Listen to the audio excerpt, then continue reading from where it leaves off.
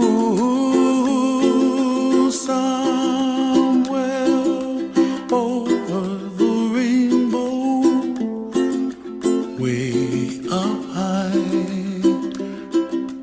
and the dreams that you dream of once in a lullaby. It is time for Over the Rainbow. Hello, Sharon. How are you today? Good. How are you, Mark? Good, good. I know you're counting, but I just know we're well into season 2. Yes, I have down that we are into episode number 9, season 2. That would make sense. Yeah, how about that? Who knew we would? We've definitely how would you put it? We've definitely had a dinner or two. This is true. This is true. We have an interesting group today. An interesting mix. As we open today's episode, or this week's episode of Over the Rainbow, this is a really, we often talk about those, we pay tribute to those who are famous and those who should have been famous. Should have been more well known. Should have been a name more well known. Mm-hmm. On the one hand, I think Judy Heumann falls into that should have been more well known. But on the other hand, I've seen an awful lot of coverage of her passing this weekend. And that's right. The other thing that we have today is we have a guest, Ann Cupolo Freeman, who, aside from being a friend of mine for more than 30 years now, was a friend of Judy's for more like 50 years.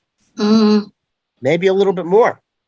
Where did you meet Judy? Where I met her when I was about 20, and I'm almost 71. So yeah, I met her in New York because we're both from New York, and she started an organization, Disabled in Action, and that's where we met. And I participated in a demonstration with her. I don't know if you've seen Crip Camp. Not yet. Oh, I just learned about it. Mm-hmm. So you went to Crip Camp with Judy. You were at Crip Camp. I wasn't there with Judy, but I was only there in 1970 when I was 18. Then I went to college in the fall. And while there was an adults camp, I didn't go back. I just went to that 1 year, not for anything against the camp, and just life moved on. I have to mention something that because it turns out we had something in common. I didn't realize Crip Camp was at Hunter Mountain. Yes, I think so. I went to Camp Loyaltown, which was also at Hunter Mountain. Oh. And I was there in 1970, as a matter of fact. Now, just you were younger than me. Huh? You were younger than I am. You were a kid. Yeah. Yeah. But yeah, just a funny story. So I looked it up about 10 or 15 years ago. I looked up Camp Loyaltown online. And it's now described as a getaway camp for special needs kids. Oh. And I said something to my sister about it being a camp for special needs kids. Yeah. And she said, yeah, then too. Oh. She's saying that you were, yeah. A sister teasing. Yeah. I hope. So you knew, I thought you had met at Crip Camp. No, we met in New York. And like I said, disabled that when I went to some meetings for Disabled in Action. And which borough was that? I was in Queens. Mm-hmm. Judy grew up in Brooklyn. Okay. And the reason I mentioned Crip Camp is because in the film, there's a lot about Judy. I would say like the second half was about Judy and disability rights, you know. and activism. And she is one of the key leaders of the disability rights movement, especially at all. Yeah, I mean, I did not know who Judy was, but when I read her bio, my ears perked up because, I'm a retired teacher who taught special needs children. My sister is very active in the community.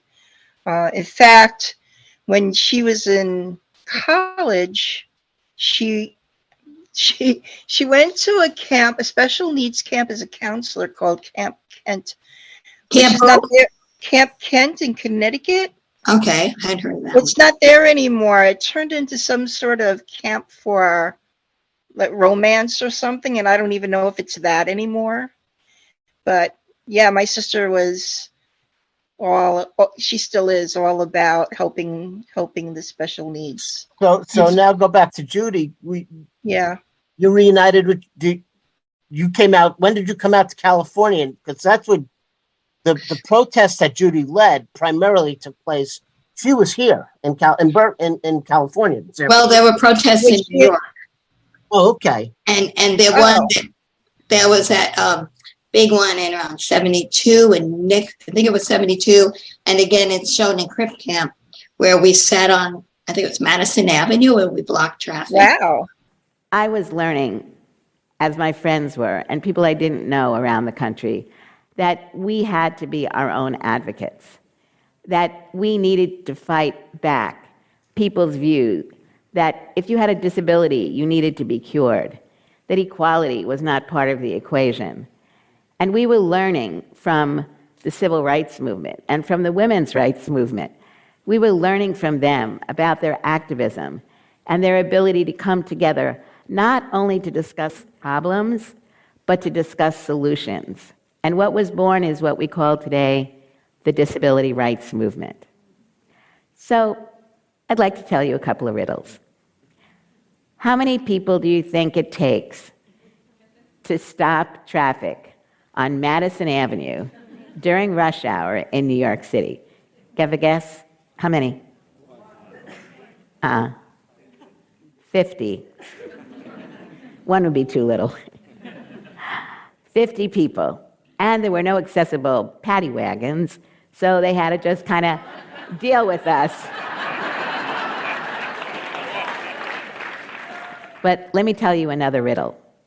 How many people does it take to stop a bus in New York City when they refuse to let you on because you're in a wheelchair? One. That is the right answer. So what you have to do, though, is take your wheelchair, sidle in the right place, right in front of the steps, and give it a little push underneath, and then their bus can't move. Any of you who want to learn how to do that, talk to me after this. That's when Nixon vetoed the Rehabilitation Act, 1972 or 3. And so I knew her there then. And then she came out to California.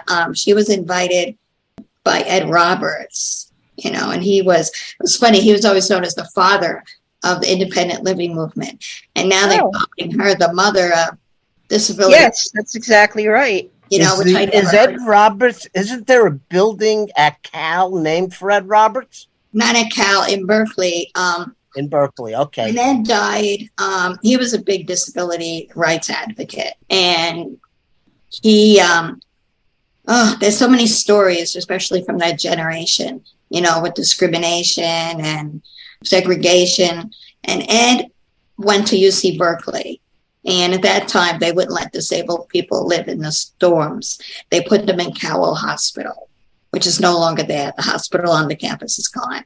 So Ed was there. And then and the building idea is when Ed died, that Ed became he was appointed by Jerry Brown back in the 70s, 80s to be the head of the governor of California, right?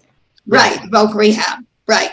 And then he was appointed by Jerry Brown to be the head of the Department of Vocational Rehab, which was a big deal because then Department of Voc was less likely to accept people as disabled as Ed, you know, to work with people as disabled as Ed, you know, helping them get into school, fund school, help them look for a job, etc. Anyway, so Ed invited Judy to come out to Berkeley. But yes, there is a building called the Ed Roberts campus.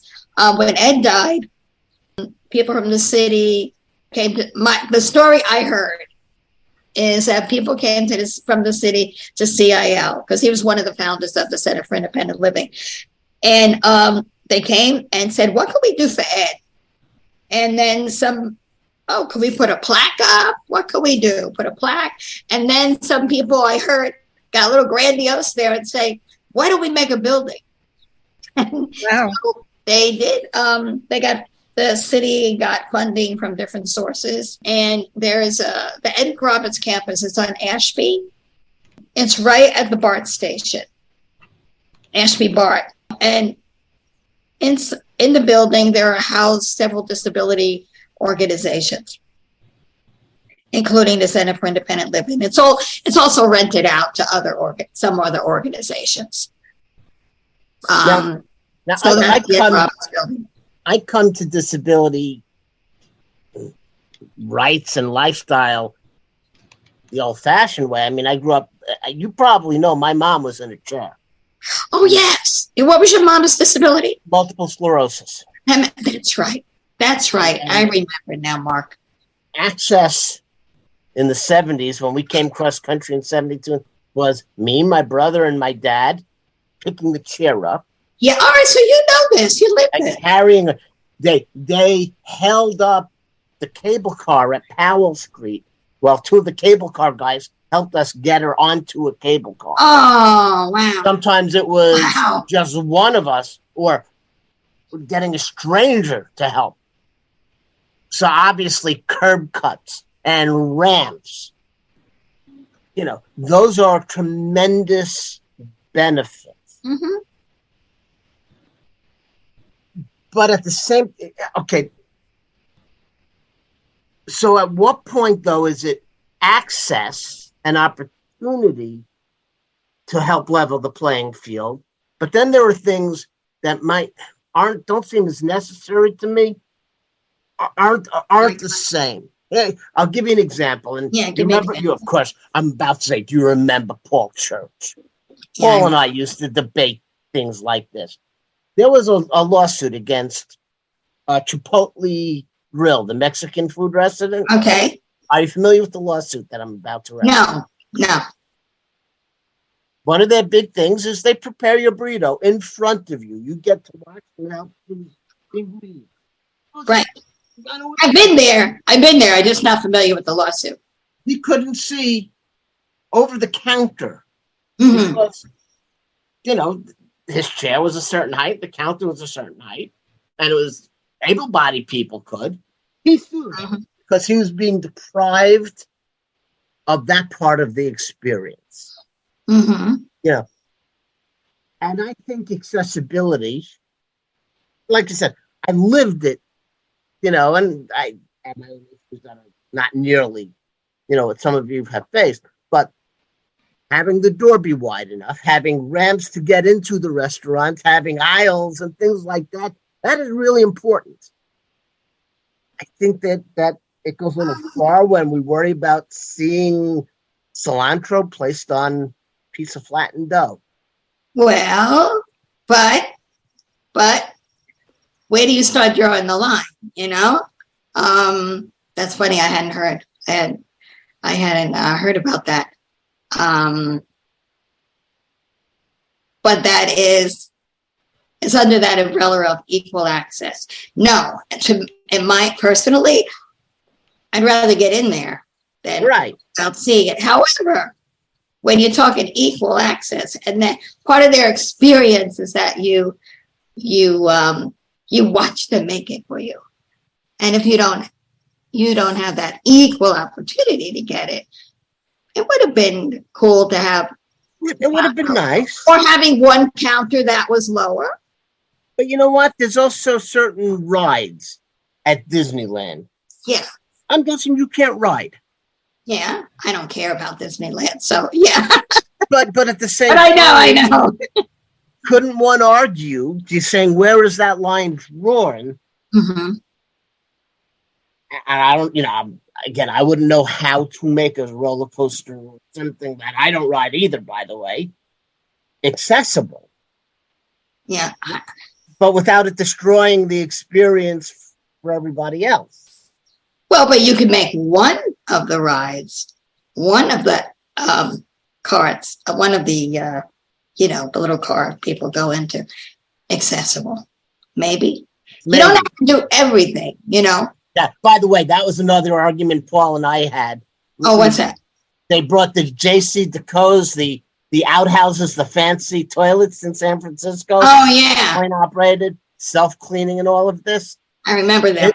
I guess I think he was advocating for CIL at the time. They delayed the release of them because not all of them were accessible. Mm. Then they did them. I mean, Yeah, Did that turn out to be an all or nothing kind of thing, Mark? I don't remember how it got resolved. But yeah.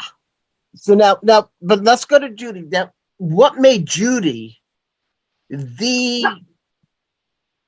right person, the spokesperson, one of the key people who got it done? What was it about her as opposed to the thousands of other disabled people before and since that made her? Yeah, Mount Rushmore? did she have a certain tenacity or? Judy would say, I did not do it myself. Judy would be the first one to say, I did not do it myself. It was other people. I think when there was this major sit-in at the federal building to get Section 504 regulations into law. And That was the one that went on for a month almost. Okay, and the federal building in what city? San Francisco. It used to be that was what I was referencing earlier. Yeah. Okay.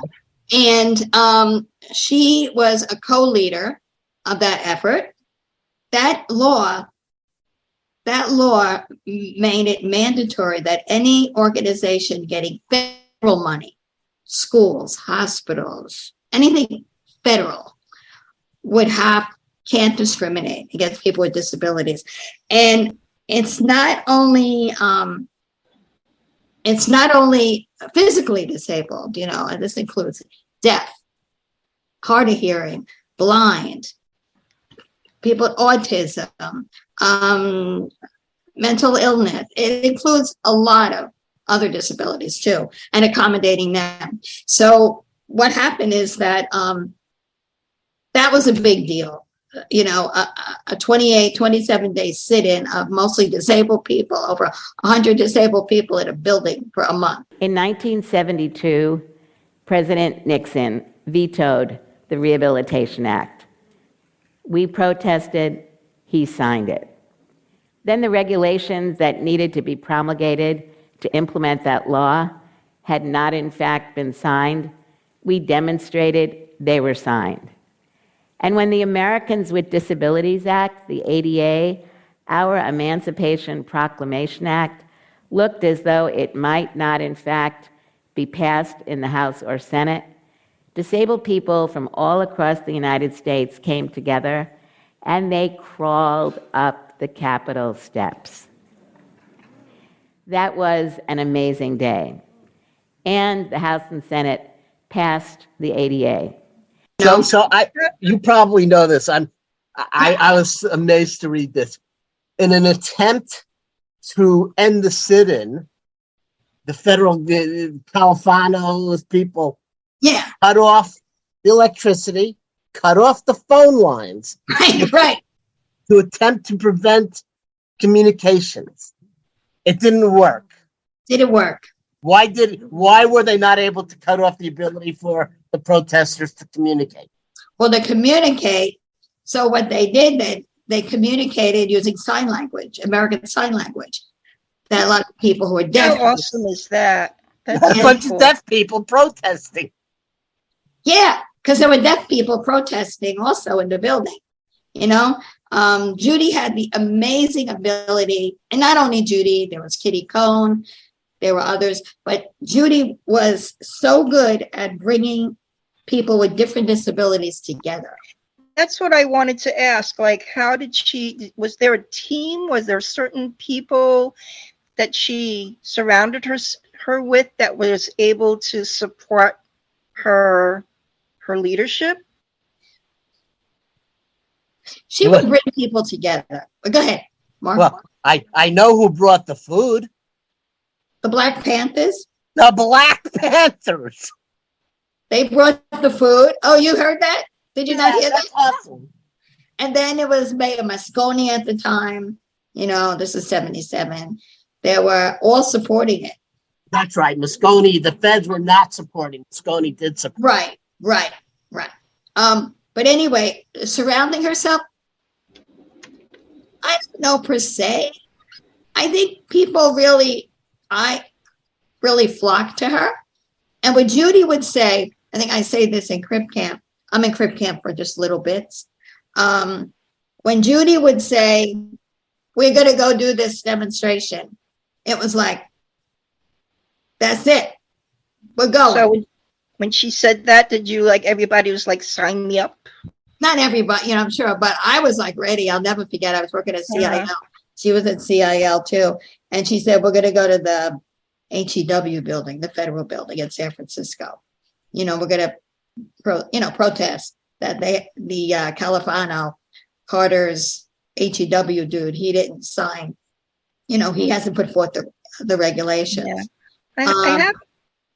I have in my notes that she served as the Assistant Secretary of the U.S. Office of Special Education Under Clinton. did she apply for that, or was she appointed to that, or? She was appointed. I think the position was invented with her in mind. That's so amazing. I don't know if I think it existed. Is that right, Mark? I'm not sure. I'm not sure. I don't think it did. Oh. But I mean, I kind of got the sense that it was determined that there needs to be an advocate for disabled rights in the government. And Judy was the natural person to fill that role.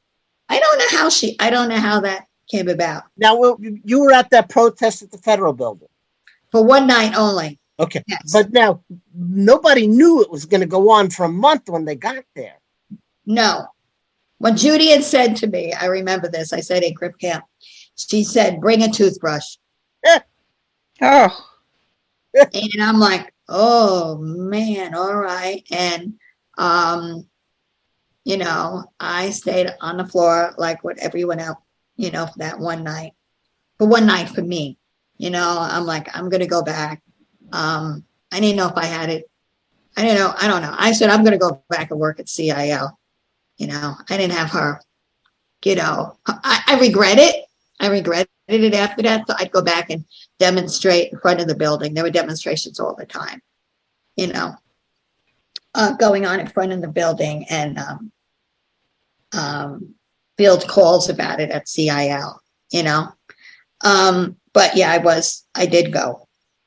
well, and just for people who don't know what those acronyms stand for, could you just tell us what CIL? Sure. Sorry. I like your dog, Mark. CIL, leave it. CIL is Center for Independent Living.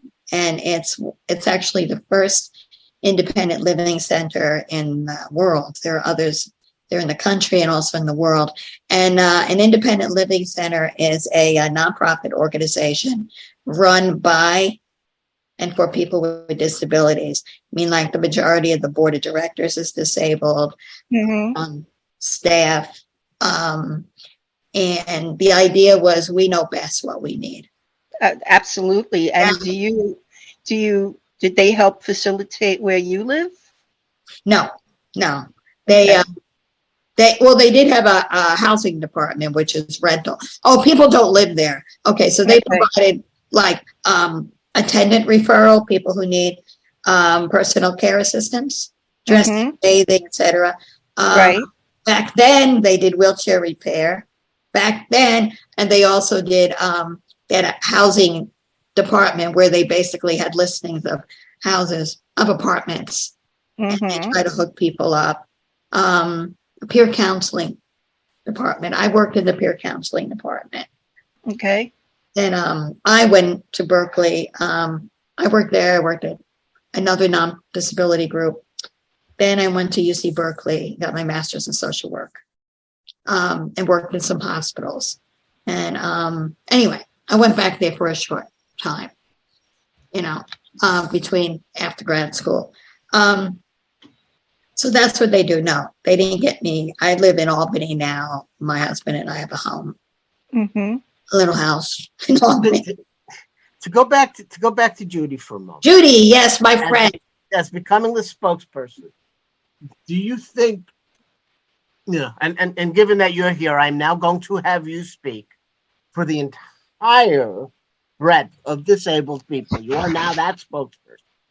Well, I'm going to speak for the entire breath. All of them. But All of them, okay. Judy was polio. Had polio, yeah. So she was disabled at a very early age. 18 months. As opposed Oh, I had to, read it was 2. She had an infection. as something? opposed to Polio. somebody who Or maybe. was maybe disabled as a result of an injury, a car accident. Right. Mhm.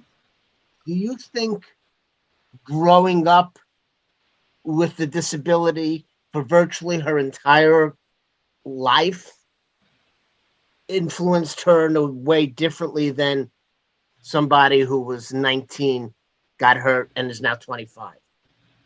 Made her better suited to be that spokesperson. Well, first, I don't think she's a spokesperson. I think she wouldn't say that. She like a spokesperson, Like I said, she would be on the Mount Rushmore if there was. She would be on the Mount Rushmore. Yes, she would. We'd put her there. A lot of us would put her there.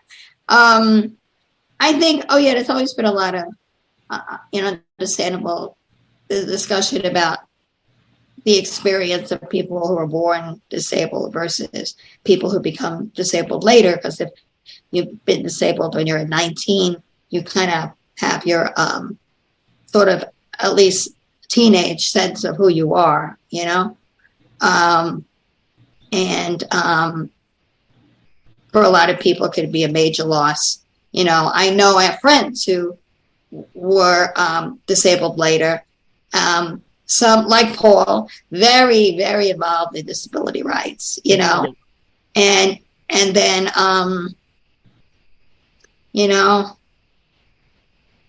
it's different. I mean, you live your life one way and then things change, and that's pretty significant, So, though I think I can't name any now, but there have been a lot of people who become disabled who've been involved in.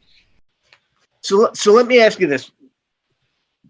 There have been people who have had disabilities for decades. I mean, obviously, World War I and World War II created a significant number of disabled people. Seems there was a polio. Polio has always been around, but I think there was a major outbreak in the late 40s, early 50s or something, I think. Oh, yeah. That's why you'll find a lot of polio survivors in America. Right. In other countries, you'll find an epidemic hit them later. And then the vaccines started to be widely distributed in, I guess, the early 60s or late 50s. Trying to remember. I remember as a child getting I'm almost 71, so they were giving out the little sugar cubes. Sugar cubes. And the four-prong little thing that goes in your arm. Right. I don't know. Were you? Yeah. Were you there? Did you get the sugar cube or late? I got the sugar cube. I had a little like beaker kind of thing with liquid in it that I had to swallow. But yeah, it was like an oral vaccine. Yeah. Remember that at school. What do you think, though, since people with disabilities have been part of society for decades? Ever. What do you think it is about the 70s that allowed Judy to be successful, and with the team that assembled around Judy and that she motivated. And I What do you think think enabled that to make a difference? Was it the civil rights movement those civil rights? for people, for people of African American who are African American, the civil rights movement, a lot of the tactics that the disability movement took on were the ones the civil rights movement used. The demonstration. What about the anti-war movement? Did that have some of the similarities? That probably did, yes. I'm more aware of reading and understanding about in terms of the disability rights movement, that a lot was borrowed from the civil rights movement. In what way then? Expand on that. The demonstrations, the protests, the sit-ins, all these tactics that were used by the civil rights movement. We mentioned that food was procured over the California shutting down the Felder building via the Black Panthers, and if I remember, that was because a Black Panther was there with multiple sclerosis. Right, he had right.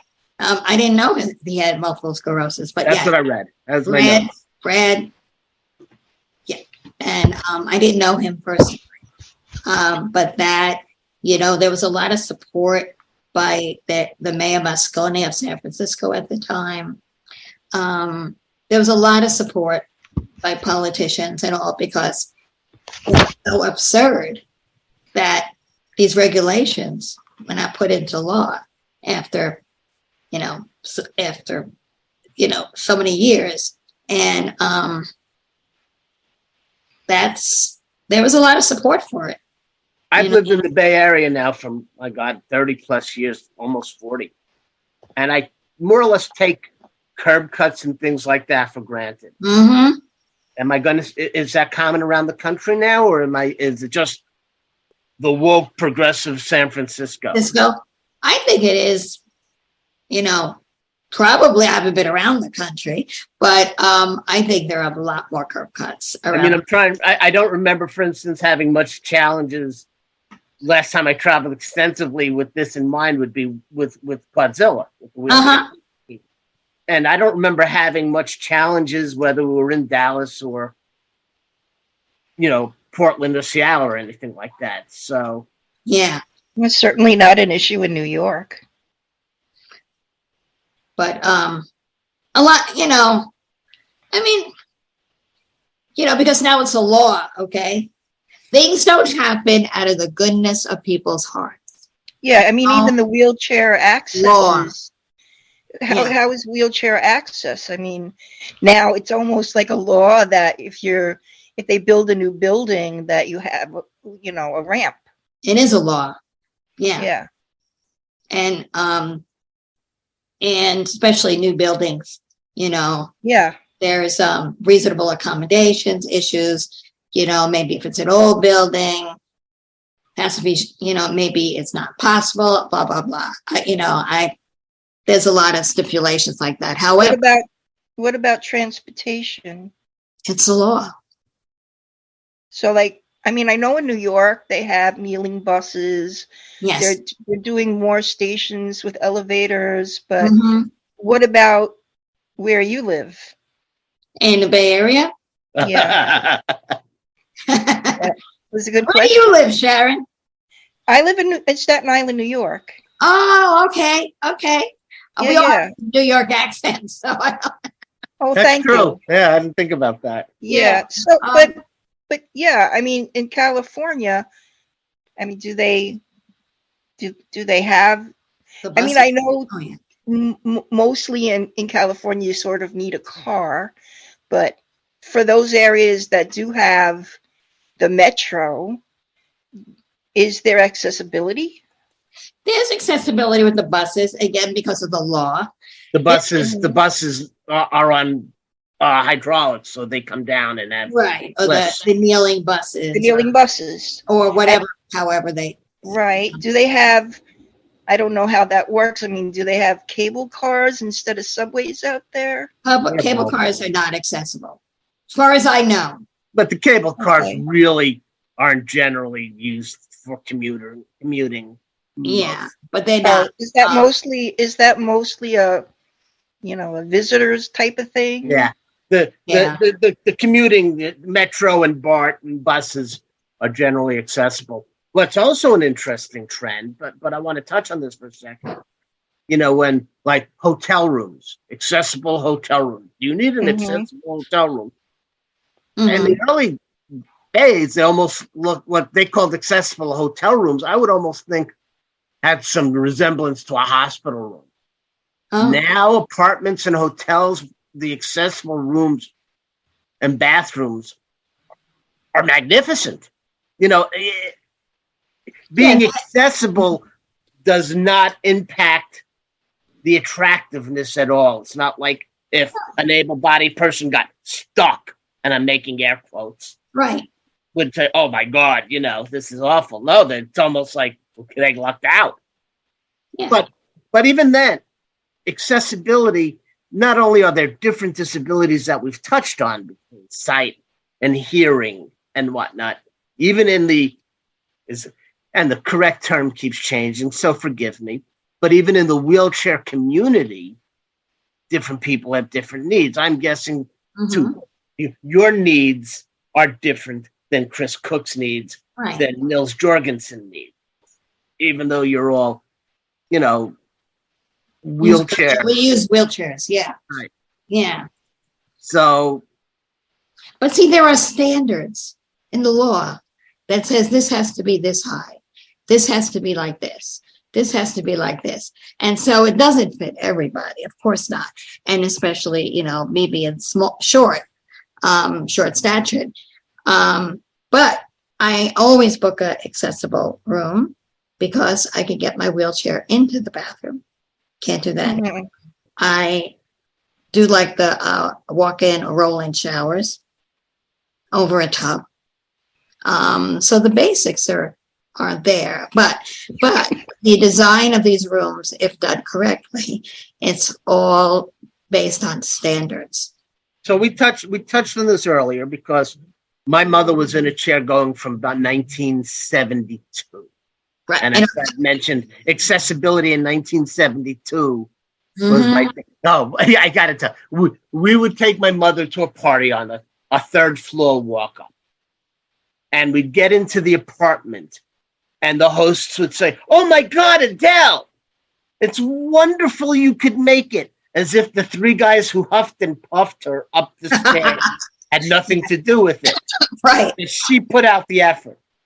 But, she would just sit there.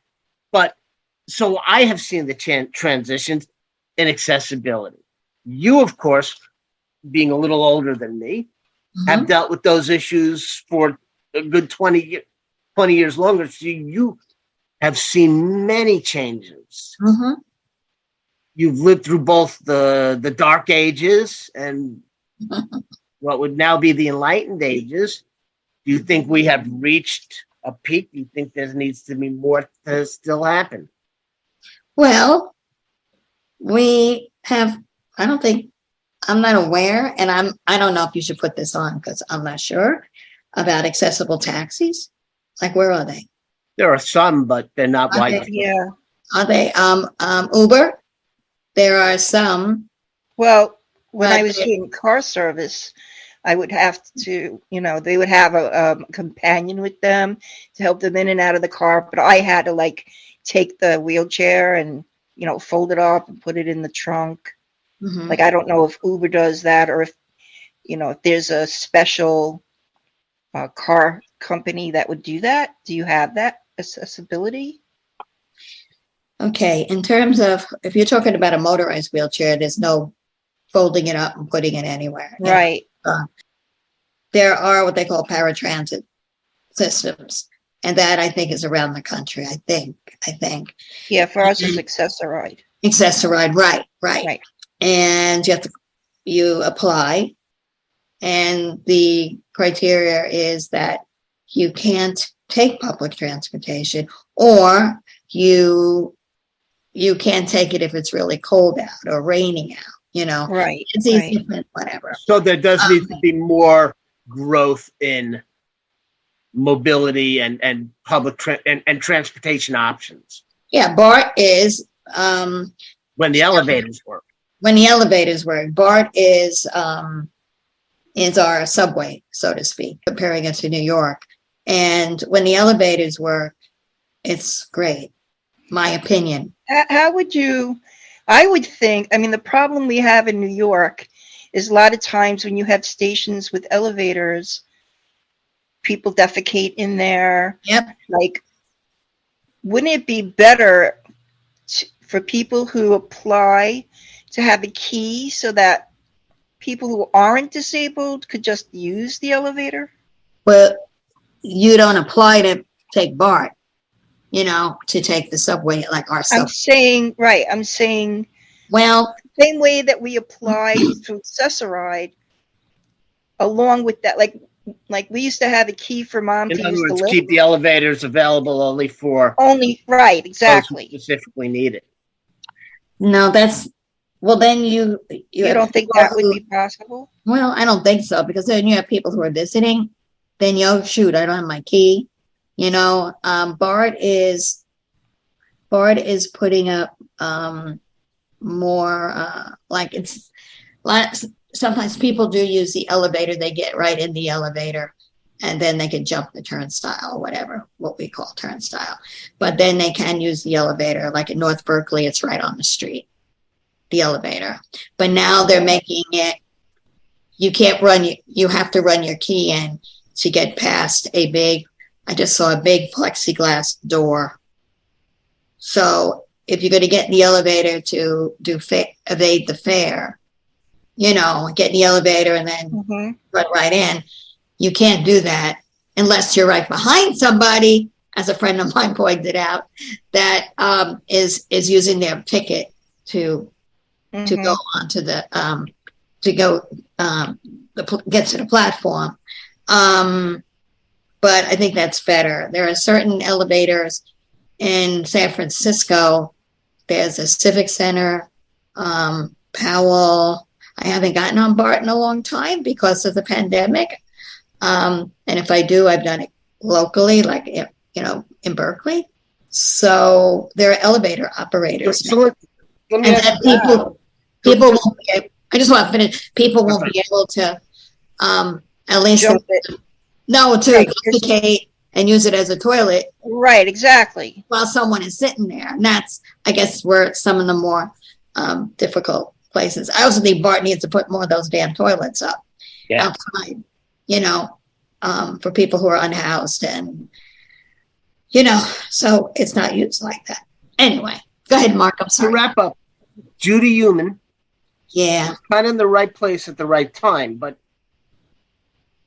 what she didn't have like the most compelling speaking voice, for instance. Oh, you don't think so? I don't think so. I think she did. She was a great speaker, but it's not like she had a tonal. I mean, what No. made I'd like to see by a show of hands, how many of you have ever broken a bone? And then I'd like, when you leave today, to maybe write a couple of sentences about what that period of time has been like for you. Because frequently I hear from people, you know, I couldn't do this, I couldn't do that. People talked to me differently, they acted differently towards me. And that's what I see and other disabled people see in flashing letters. But you in this room, people listening and watching this TED Talk, together we can make a difference. Together we can speak up for justice. Together we can help change the world. Thank you. I have to go catch my bus.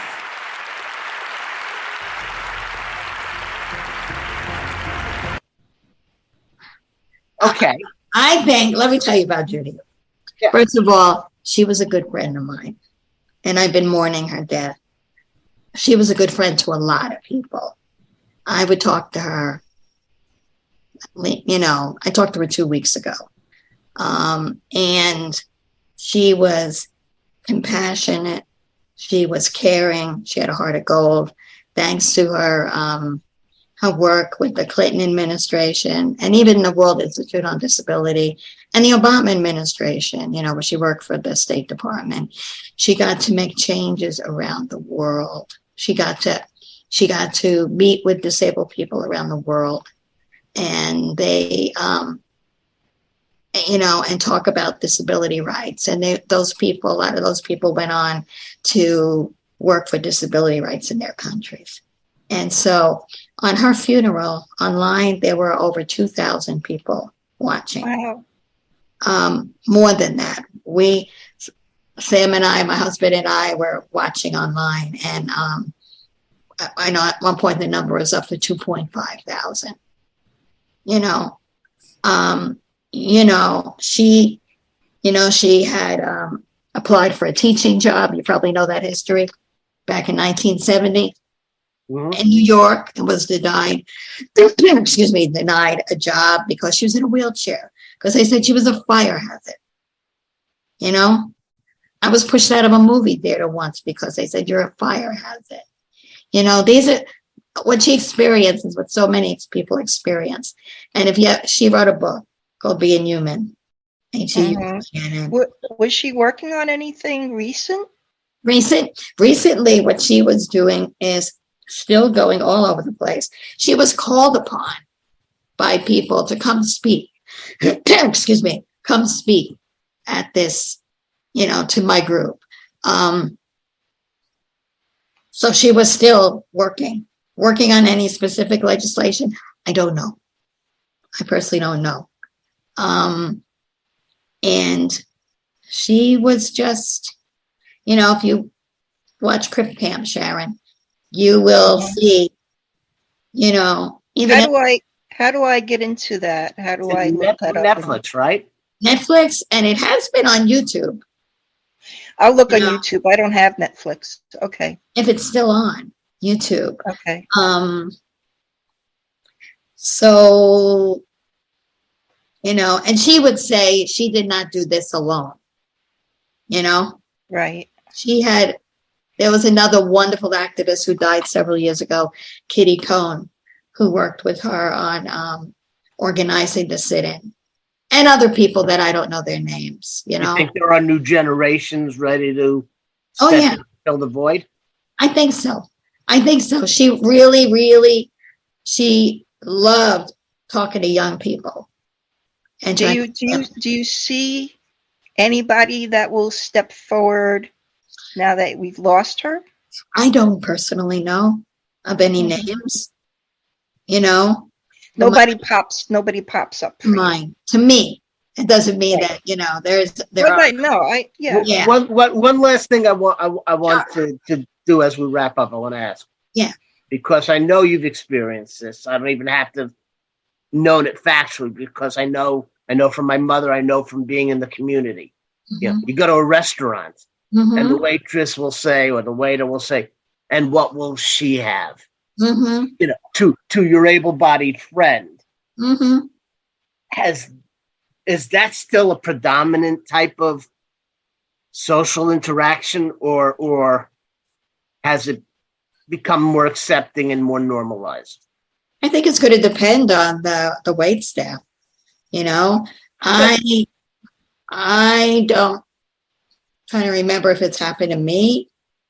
I don't recall it ever happened to me, but as you know, I got to.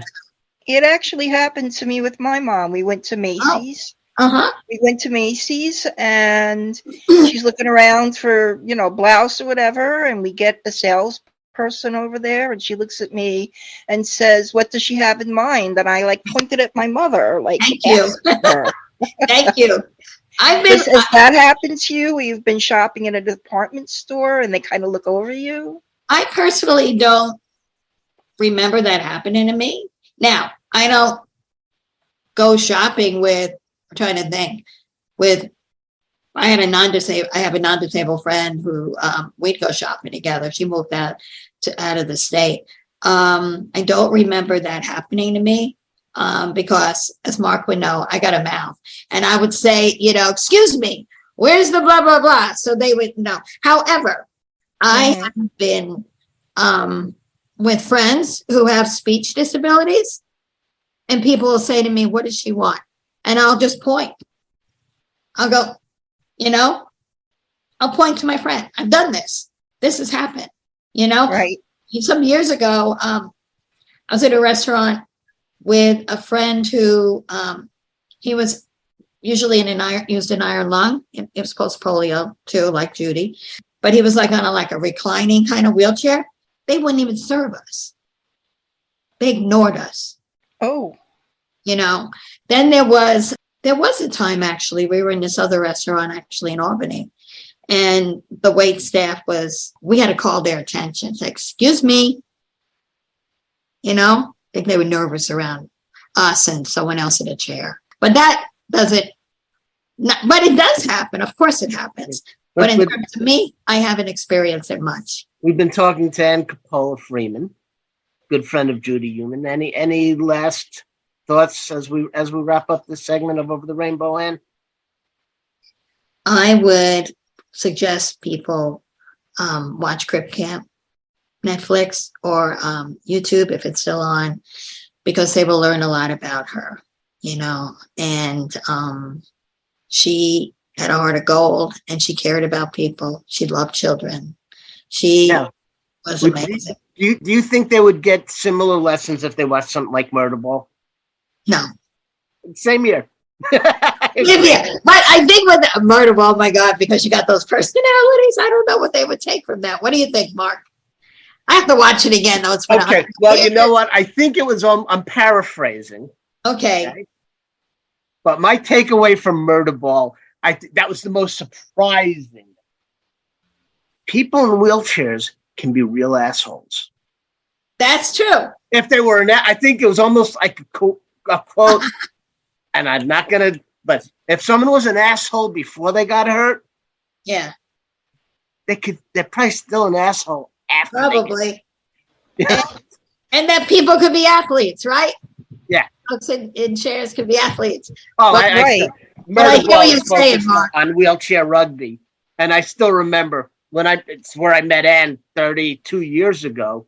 First time walking in the gym, and you're all inspired. Oh, look at them! And you watch the game for a couple minutes. Go, oh, hit the son of a bitch! Don't let him score. Right. Yeah. Right. That was a learning experience for me. Yeah. I was a social worker and being nice to people, and I'm like, what?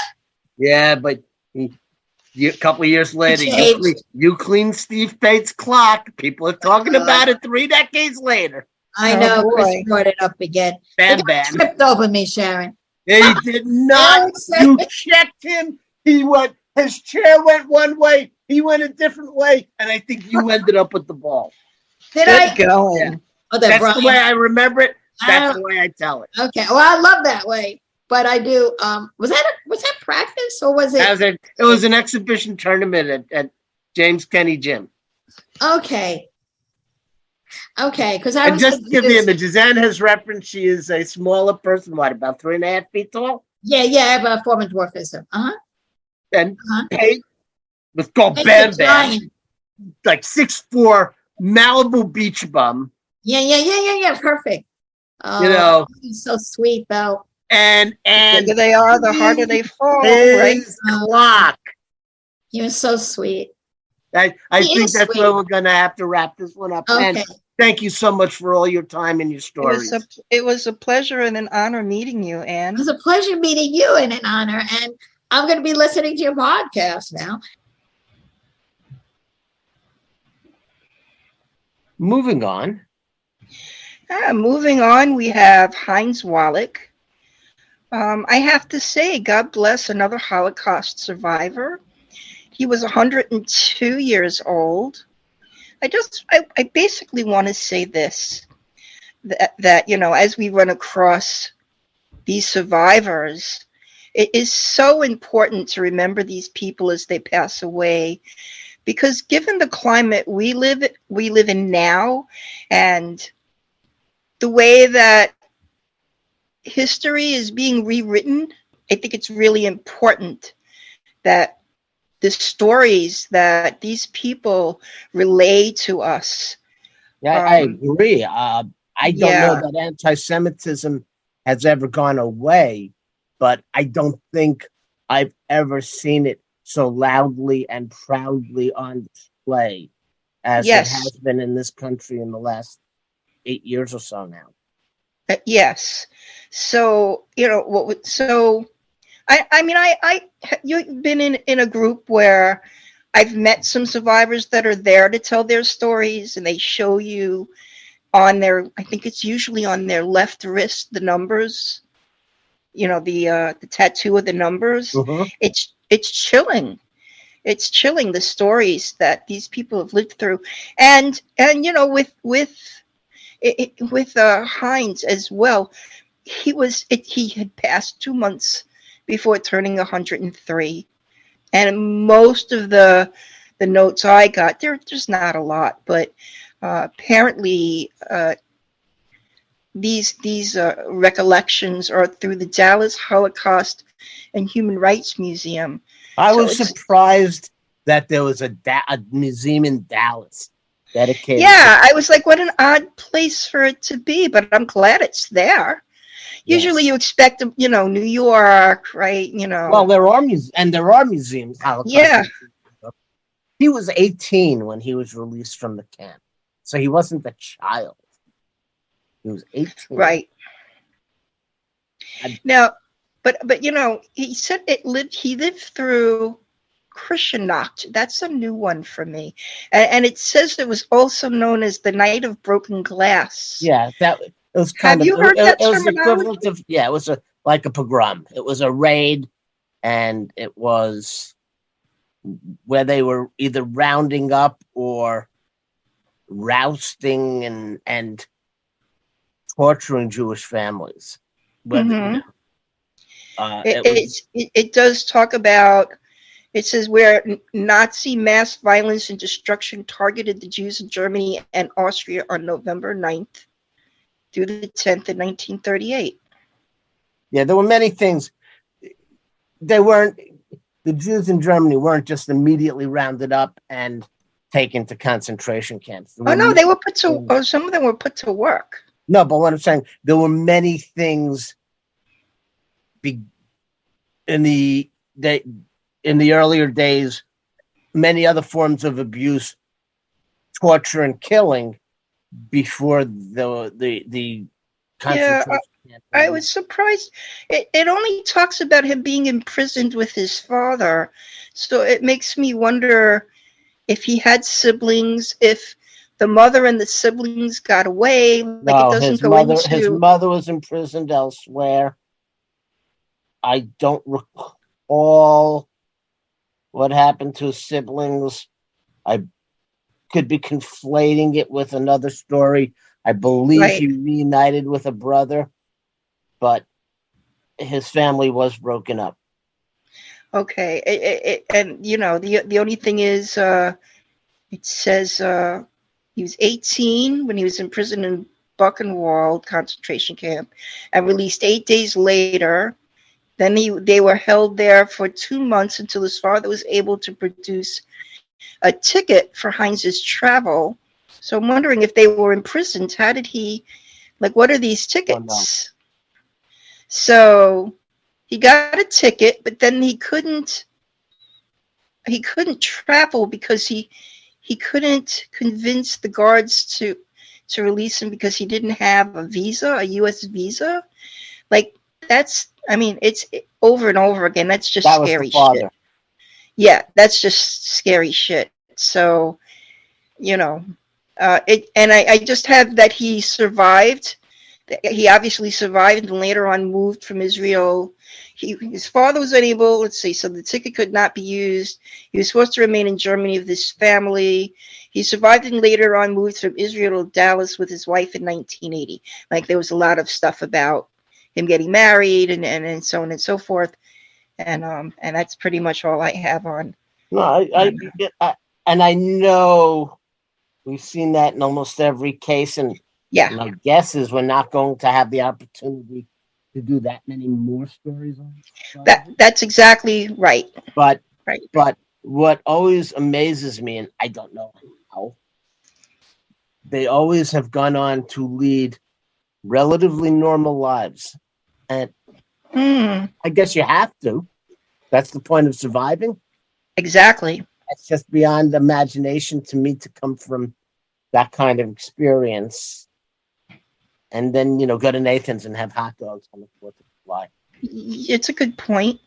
But God bless him if, that you can do that. You know, Human mind is powerful in a lot of yeah, it's a story of never forget, right? But just, if you don't move on, then they win kind of mentality. So that brings us on to somebody I thought was going to be more of a feature, but in a lot of ways is now less in my mind. The actor Tom Sizemore. Yes, he suffered from a brain aneurysm, only 61 years old, and pretty much famous for portraying tough, gruff guys. Yeah, he's an actor in many, many very well-known projects. Very talented. Very talented. But he had a very troubled life. He started with significant drug abuse, alcoholism, allegations of sexual abuse, and other transgressions. He did not lead a choir boy life. Let's put it this way. That's for sure. But I actually want to leap off from Tom Sizemore specifically, because we've talked many times on this program about people with mental illness. We've done many shows where seemingly successful people like Twitch, for example, commit suicide. And we talk about how wrong it is to stigmatize mental illness. Now, obviously, neither you or I are doctors. We have no background. But you look at the experience that's been reported about Tom Sizemore, and one suspects bipolar or some sort of condition that he was self-medicating. And in one way we talk about not stigmatizing mental illness, and in another way we are diminishing Tom Sizemore for issues that likely result from mental illness. So I find that a little, not puzzling, but having to balance that. Yeah.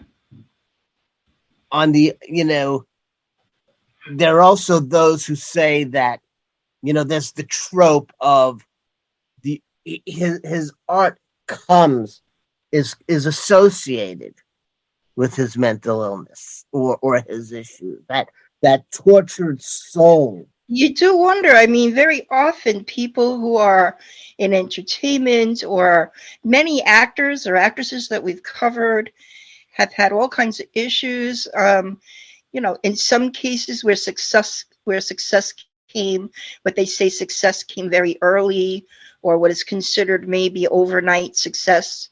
But we all know that's not. Okay. But I have to ask the question, is the success related to those issues? I don't necessarily think so. Is it in spite of, or is it just they coexist? Because there are many, many very famous, very successful people in all, in show business. Mm-hmm. Tom Hanks comes to mind. Matt Damon comes to mind. George Clooney comes to mind. I don't think there's any. All very private people who, so far as we can tell, do not have issues that would lead them to legal matters. We would not suggest they were tortured souls. Right. Yet they are great artists.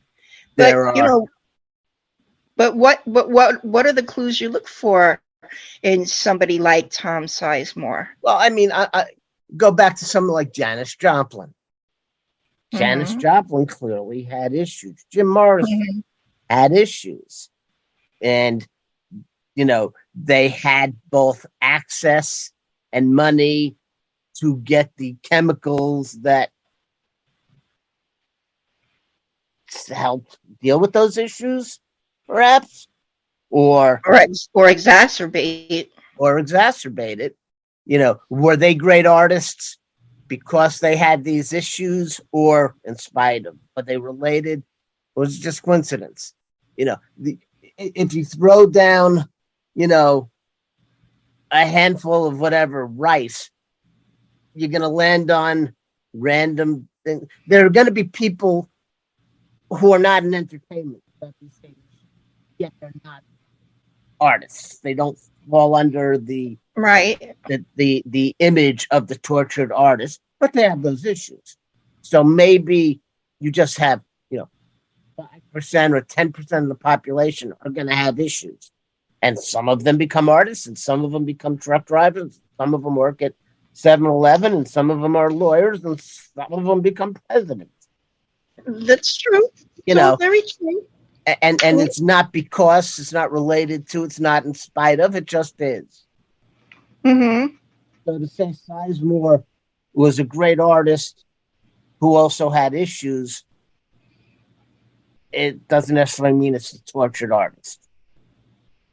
Okay. And to diminish him now because of mental illness, to me is sort of the same as stigmatizing mental illness. Yet at the same time, I want to recognize his life and his passing. I don't really feel inclined to celebrate it. Absolutely. It's just food for thought. Do you have anything else to add on Sizemore, the issue? No, I don't think so. I mean, I did my research, and I had a bunch of facts and whatnot, and the more I read, the more hurtful it was, and the more disappointing it was, and what a letdown. I don't feel like I want to expand on it, and I think we pretty much touched on it. We mentioned him. We mentioned his talent. We mentioned he had his issues, and I'm fine with that. I'm ready to move on. Here we go with what's becoming a theme for today. Not just Jewish, but Jewish from New York yet again. Walter Mirisch, 101 years old. I mean, do we find that a lot of our guests today are not people who died too young? You're right about that. And he was a producer. Yep, he was an Academy. He was an Oscar-winning producer, and he won in associated number of Academy Awards. I mean, and he was the former Academy president. Now, I know producers play a major role in the creative process, but I also know that many movies will have a dozen producers. Executive. Yeah, that's why you have executive producers. And there's several with the title producer, co-producer. So, because his name is associated with the Magnificent Seven, West Side Story, The Great Escape, The Russians Are Coming, the Thomas Crown Affair, just Panther. There's a whole list of movies that are quite well known, and many that aren't. Then you have the terminology, an actor's actor, right? And I think that from the impression I got, he's like a producer's producer, so to speak, because they talk about how he's a powerful producer. What makes you a powerful producer? I think that it means that they have access to the money. Right. A producer does put together the money, does put together the cast, does put together the writing, does oversee, is involved with overseeing. But I'm just not sure. I mean, when you're seeing a movie that's a Steven Spielberg movie or a George Lucas movie, Right. a Spielberg movie, it's a George Lucas movie, and there's a certain expectation. I don't know if Walter Mirisch ever was that identified or that integral to any of these movies. He's mostly, I mean, the thing you think of is In the Heat of the Night. I did not know he was associated with a lot of these other movies, but it sounds to me like there's got to be. You're right. There are co-producers and this producer and that producer, but there's got to be one guy that sort of oversees all the other guys. It sounds to me like when you hear the words "powerful producer," it talks about how he and his brothers formed some kind of I guess would it be a movie house, or Mirisch and his brothers also won 3 Best Picture awards, so that carries weight with me. He was the head of right. So I just because I've never really heard of him, Right, and the Academy and the Academy honored him twice over the course of his career, so I think his name carries that kind of weight. And then it goes on to mention a lot of other awards. In my notes, I stopped listing them all, Mark. I just have in my notes that he won many awards with a career that lasted more than 6 decades. I mean, that has credence. I mean, 6 decades? That's a lot of movie making and a lot of money moving around. And I think there's probably a lot of politics and lots of parts moving around. And, good for him. All right. Moving on is sort of a similar type of persona. He's unknown. You know how you were saying how one of the gentlemen that we covered last week about how you didn't know his name until you knew what he was famous for? Yes. It's kind of the same. I'm not sure how to pronounce his first name. Is it Ricou? Ricou Browning was 93 years old. I doubt that any one of our listeners would recognize his name. Did you? I did not. But then, when you hear what he's famous for, you go, oh. Now, I'm going to say my mom brought me up on movies like this. Chiller Thriller Theater and all of that. And one thing I never thought about was the first thing I read about him. The movie he's famous for. You want to tell our No, go ahead. You don't want to do it? No, I'll let you. Think just okay. Well, the one that caught my attention because he was an actor / stuntman, he was apparently Flipper. Oh no, but what's the movie that he's most famous for? I don't know what she's most famous for, but he's associated with several famous movies like but no, he's the monster. Thunderball. Which monster movie? He was famous for the creature of the lagoon. From the Black Lagoon. Yeah. Oh, so the thing is that I never thought about. He spends most of the movie coming out of the water, right? So the first thing I read about him was that he was a very skilled swimmer.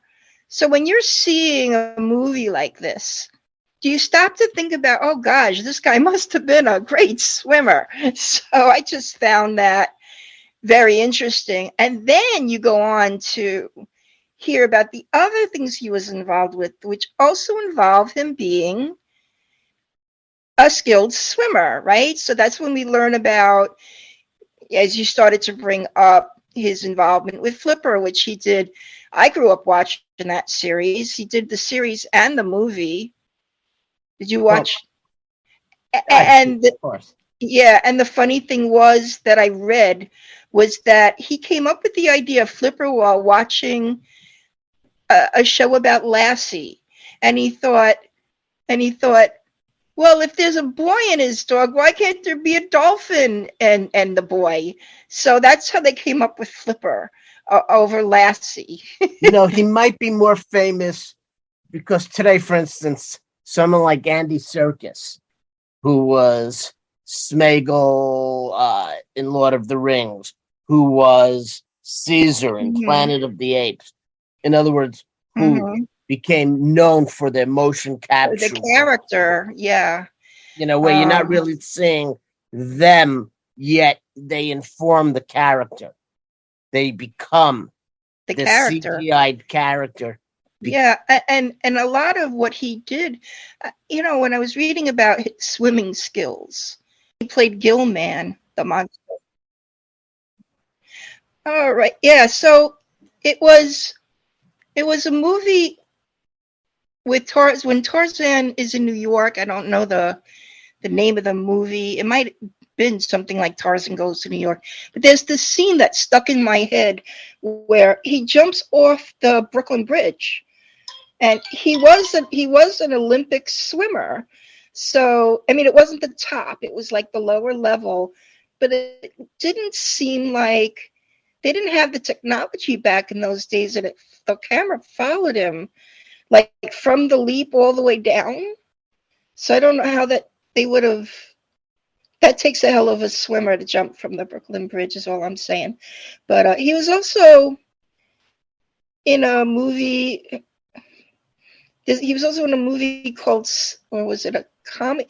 There was a comedy about a sea lion, which I very, very vaguely remember called Salty.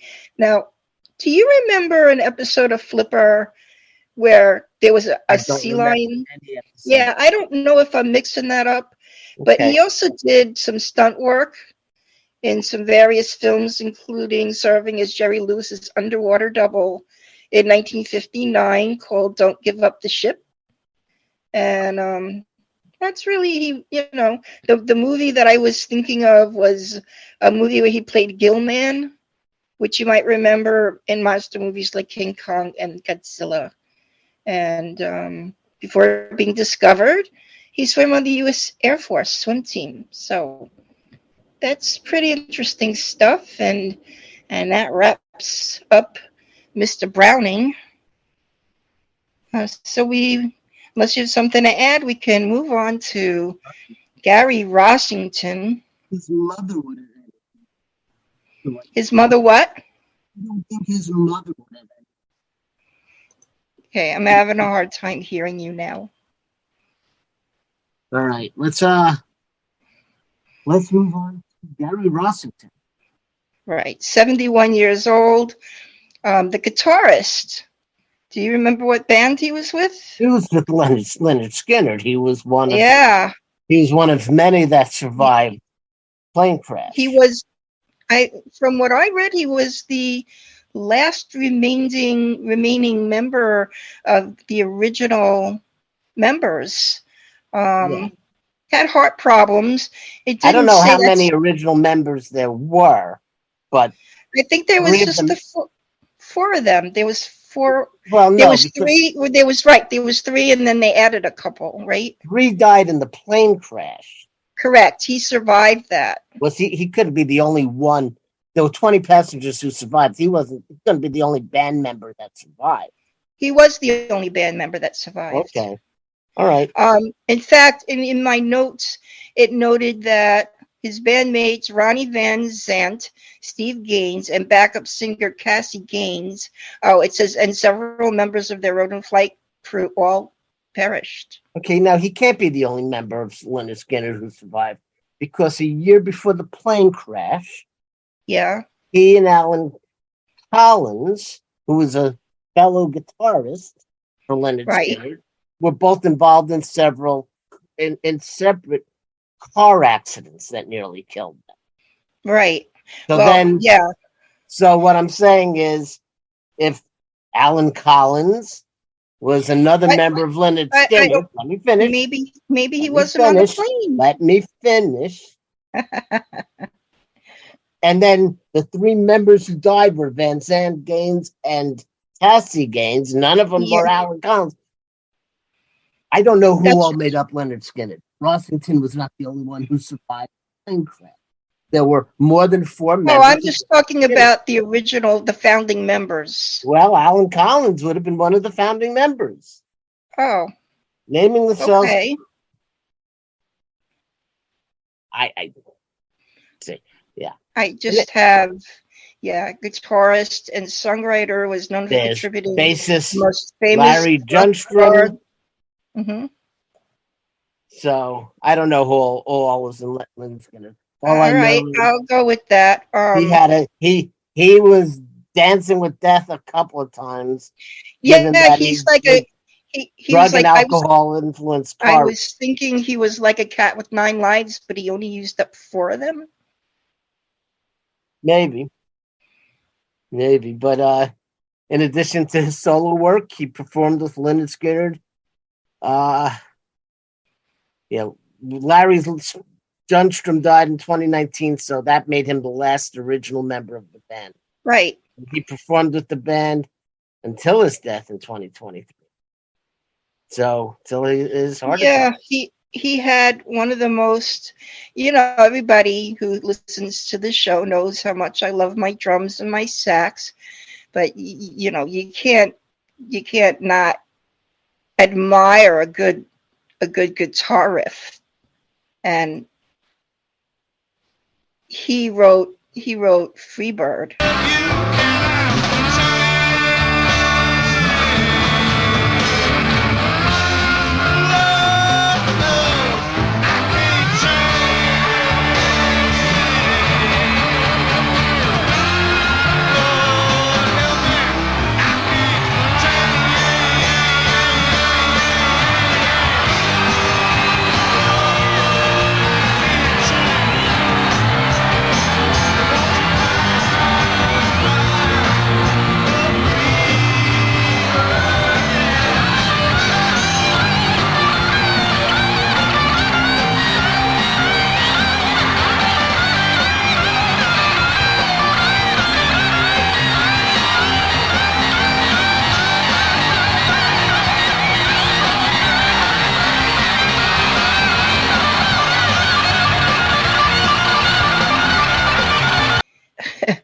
I mean, that's one of the most.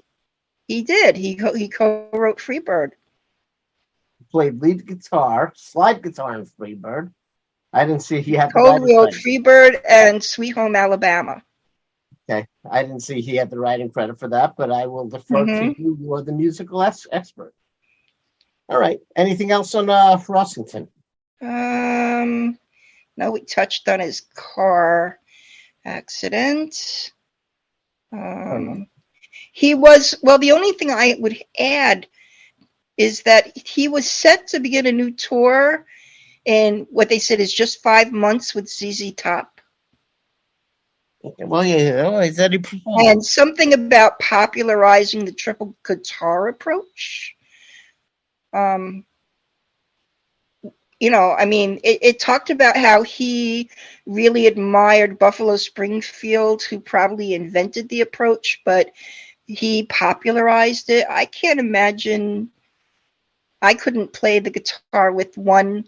I don't know. Is that called the fret? What is that called? The where you hook up the strings? Not all that important to.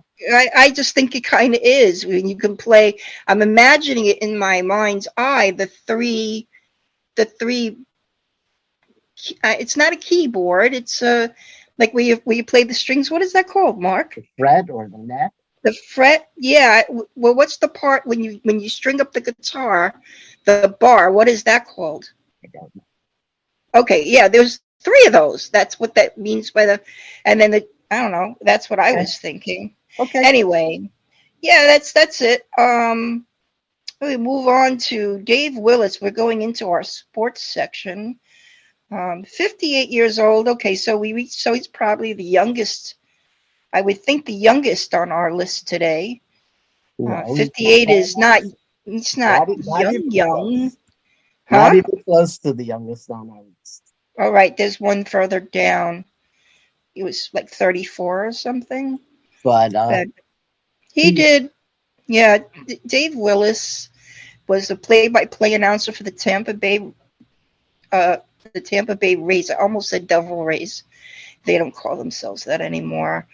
The same way that you would say Mel Allen was the voice of the Yankees. Willis has been the voice of the Rays since 2005. He It said in the article that he chronicled the Rays World Series runs in 2008 and 2020. Yes. And he actually just did a Grapefruit League game against the Orioles I mean, where they really what it lost. boils down to, honestly, is the theme of our show, because he worked Saturday morning and then Yep, he didn't get a had heart dinner. trouble. He He didn't get a dinner, Mark. Yeah, he didn't get a dinner. But But you know what, though? I mean, what's interesting is that, because he did pass away, I think he was on the after the broadcast, the next day the Rays canceled their radio broadcast, and they played a game without any broadcast. So, and then I read something about how they're going to honor him during the regular season game. So that's right, and that's worthy. I mean, yeah, our announcers are our eyes and ears for the teams, and so much, as we've talked about, is heard on the radio. But again, none of us are promised tomorrow, so appreciate that's correct. every day, especially when we've had a couple revolutions around the sun. This brings us to somebody who surprised the heck out of me. Yeah, I wasn't expecting very much on him. Bob Richards was an Olympic gold medalist in the pole vaulting event, who became the first athlete featured on the front of a Wheaties cereal box. And you would think that would be the primary part of his obituary. But I don't know if you're getting a multiple gold medal winner. First, and for a long time, the only face on the box of Wheaties. But then, in 1984, he ran for president on the far right white nationalist populist party ticket. So, once you declare yourself as a white nationalist on the far right, we'll recognize you. I'm done celebrating them. All right. Anything else you want to add? No, not really. All right. Well, I mean, other than that, he was honored to be one of the carriers of the Olympic torch. Right. In advance of the 1996 Summer Olympics in Atlanta.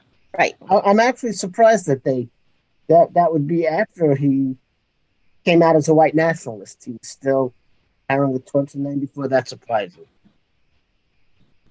I guess it wasn't so unpopular to be a white. Yeah. Yeah,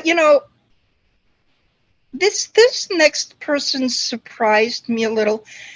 His name is Matt Pobereyko, 31 years old, and he was a minor leaguer.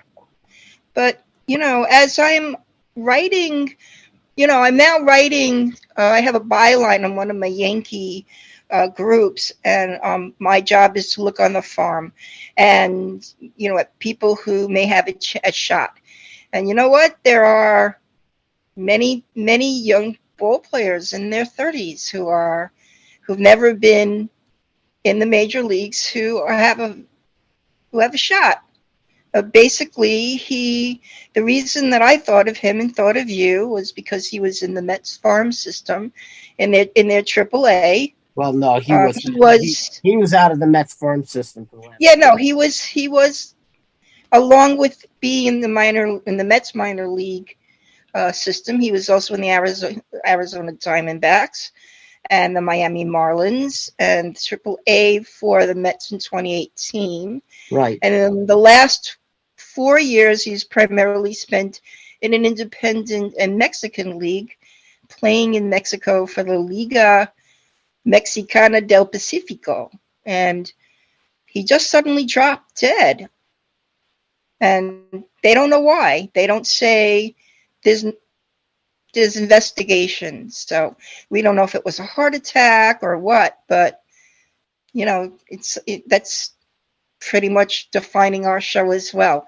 1 minute he's playing a sport and the next minute he's just gone. So The most interesting part of this, and I don't want to diminish, because he collapsed at home in Chicago, hmm discovered by his girlfriend. His brother, this is the quote, I'll steal a page from you. His brother's quote is saying, he just dropped, and that's all we know. We don't know. There's nothing outstanding on the autopsy. But from what I understand, he would have gotten a clean bill of health if he had a pulse. So except for being dead, he was in perfect health. I'm sorry. yeah, that's right. Put that as kind of odd. I'm wondering if that wasn't taken out of context, or maybe No, two different quotes that were sewn together. I don't think so. No, he said what he wanted to say. Yeah. I wonder. It's kind of interesting when he's 4 years past his minor league. Now he's hanging on, playing in Mexico. He's hoping maybe he could catch on with an Asian team. Yeah, I wonder how long you hold on to a dream, do Yeah, do you ever give up on it? I don't know. I mean, In other words, is it something to be admired that at 31, several years after being dropped from organized baseball's minor league system, that he is still pursuing that? I don't know if he's even has the dream of making leagues anymore. there's something to be said for having a passion for your sport, and he didn't want to give it up. All right. Well, let's move on. What do we have next? Well, it's the ending of two court shows. One is Judge Mathis is ending his show, along with the People's Court. They'll both end after. One is Mathis's show. I didn't realize he's been on the air for 24 years. Yeah.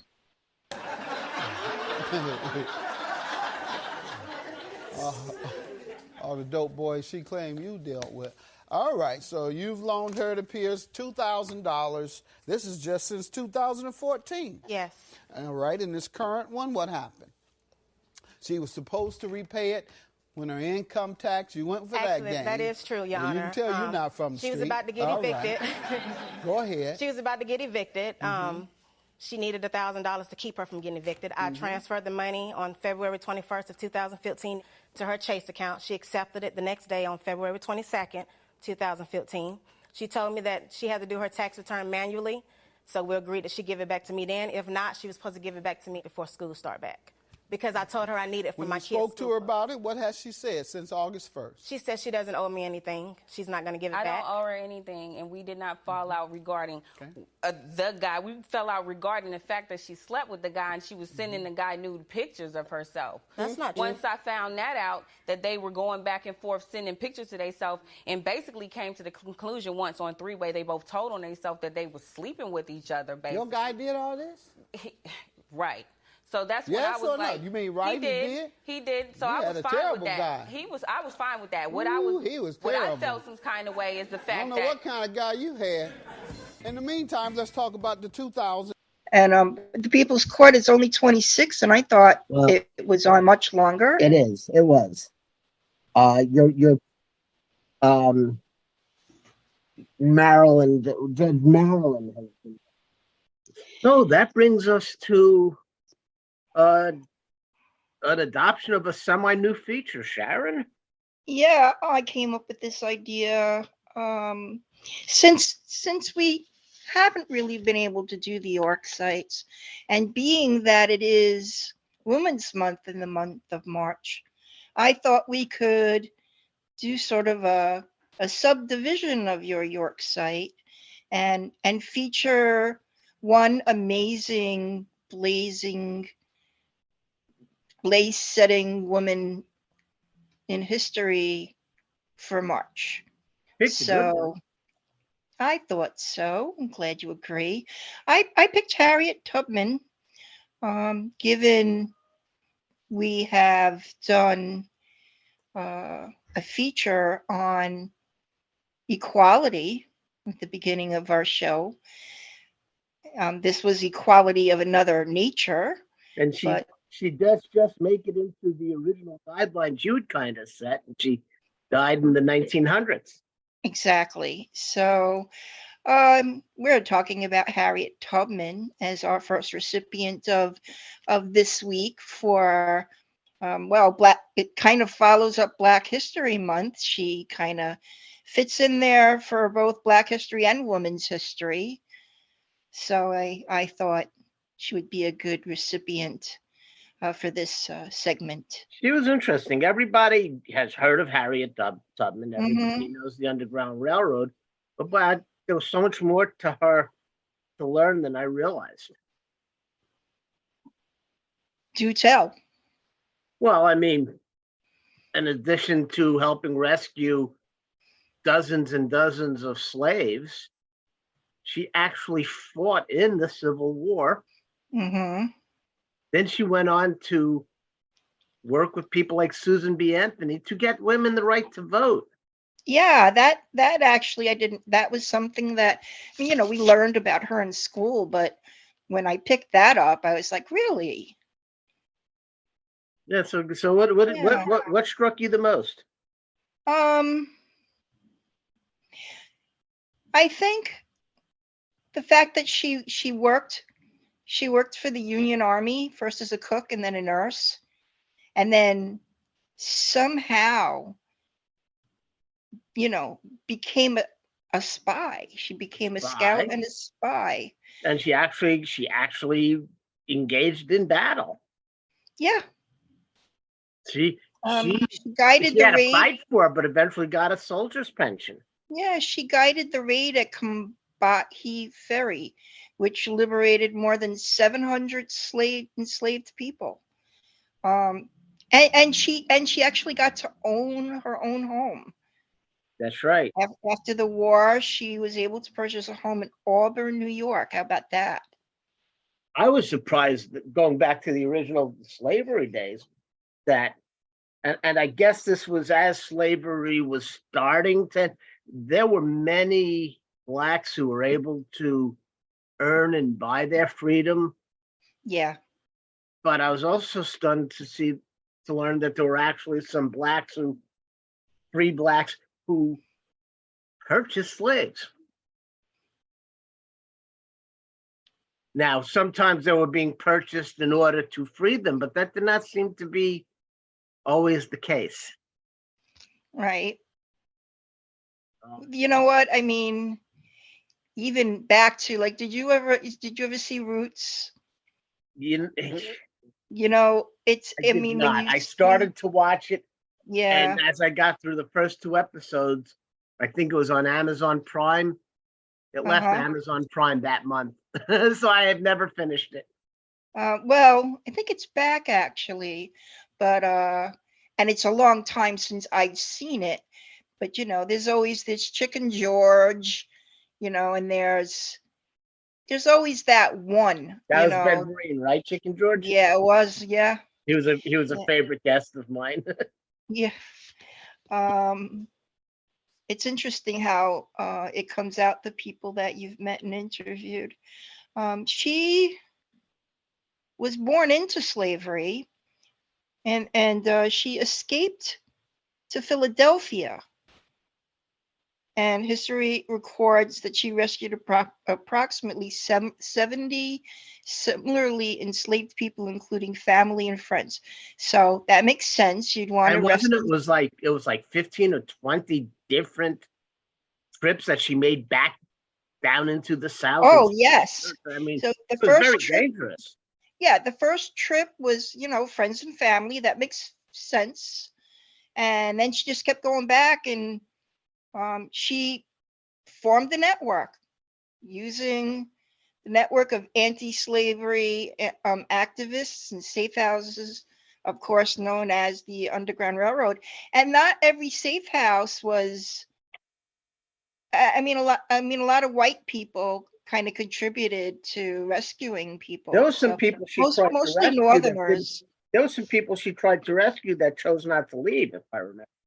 They didn't want to leave family. I mean, that's a tough decision, I would think. Do you put yourself first, or do you sacrifice your freedom so you can stay with your family? It's a hard thing to leave everybody behind. And and also later in life, she was able to retire. And when when she retired into that home that she purchased, she took care of her elderly parents.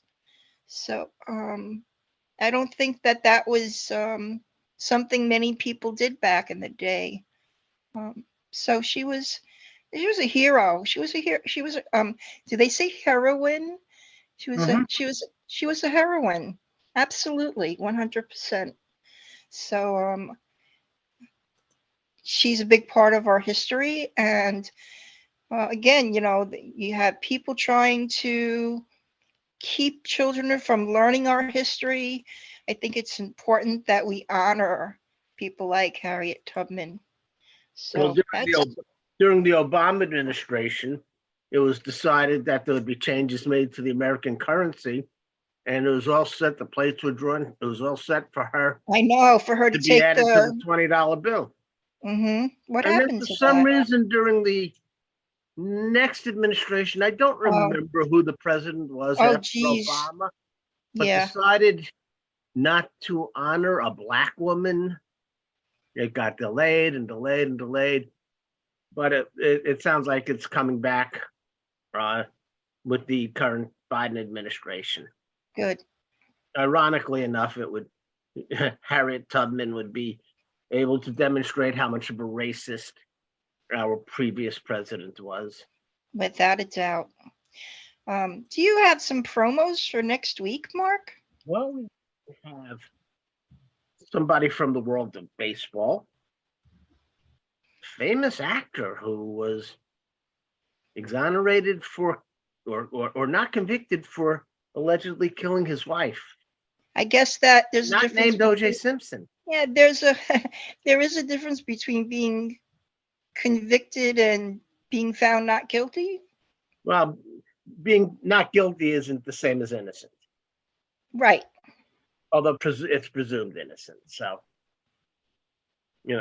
but it did destroy what was left of his career.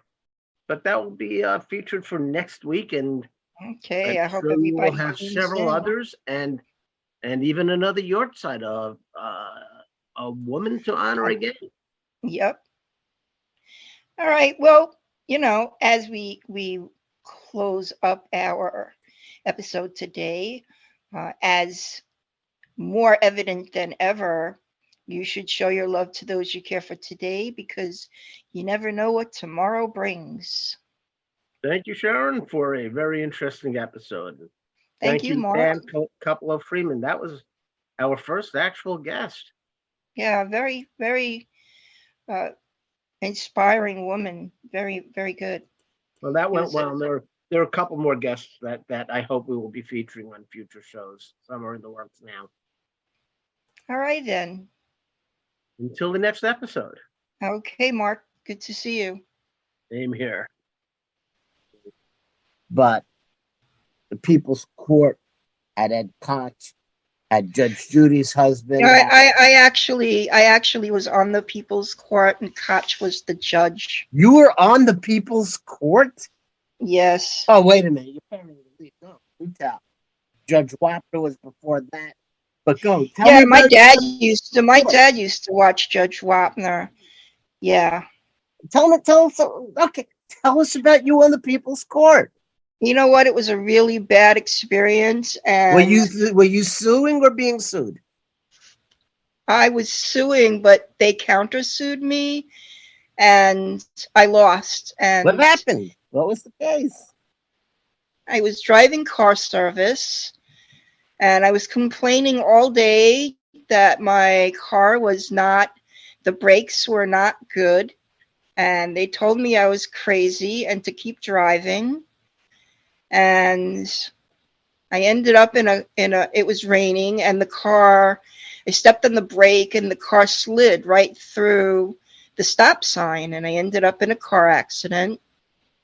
Right along, what park was that? Prospect Park? Okay. So Actually, if the driver in front of me wasn't brand new and knew what to do, he would have seen that my car was slipping because I wasn't stopping. If he would have just moved up past the red light because there was no traffic, okay, I so wouldn't have hit him. So is that who you ended up on People's Court with? The driver of What that happened was they ended up taking, I didn't sue the kid. I sued my boss because they charged me, like it was their fault that the brakes didn't work, and then they charged me for repairs. So, and that's what they won the repairs on People's Court? They had not really. It was sort of thrown out. When the police Wait, came, who were you on hang on. People's Court with? I was with my boss. With your boss, and you were suing for what? You were suing. I was suing for the money that they wanted me to pay for the repair of the car. Okay. And what happened was, when I got into the accident, they showed up. They told me to tell the cops that they told me to lie. They didn't want me to tell them that the brakes went out. So I thought I was going to lose my job, so I lied. So then when I started to tell the testimony, because you're sworn to tell the truth, the minute that cop heard me say I lied, he said, well, how do I know you're not lying now? And he dismissed the case. Gotcha. Now, did you get like an appearance fee or anything? No, you don't. You had to give that up. I got $60 for bringing it to small claims on TV. You only got $60? Yeah. Wow, I thought that the people who appeared on People's Court got on the court shows got paid more than that. Well, only if you win.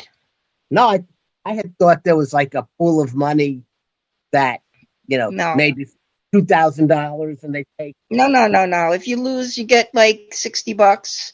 Wow. Coffee. And because it was in New York, you didn't even get flown to do the show. That's correct. Wow. So and a lot of embarrassment because at this point, by the time that it came up, I was already not driving anymore. I was teaching. So, after the show aired, some of my friends are walking in and they're going, Sharon, what were you thinking? I was thinking I wanted my money back for paying for a car that I was not responsible. I would be surprised if this is the last of People's Court, although I'm not surprised. I mean, she had, I was thinking, a tremendously long run.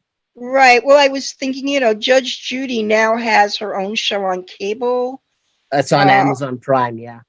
Is it? Yeah. Actually, no, it's free TV. It's US IMDb TV or whatever it is. Freevee. Yeah, is she on Freevee?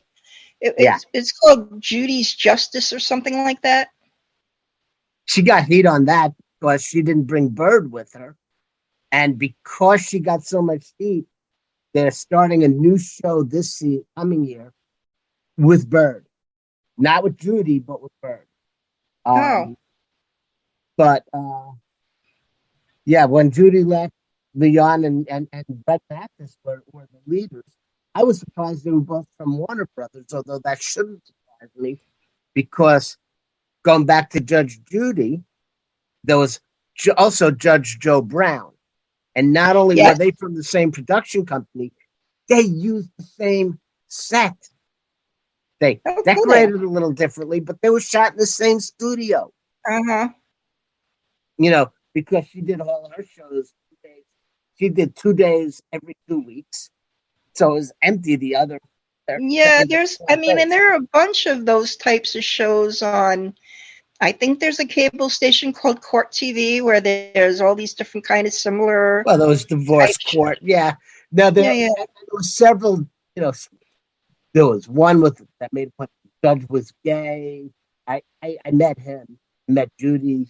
Met a couple of them. The one She's thing they all actually a had in funny common. person.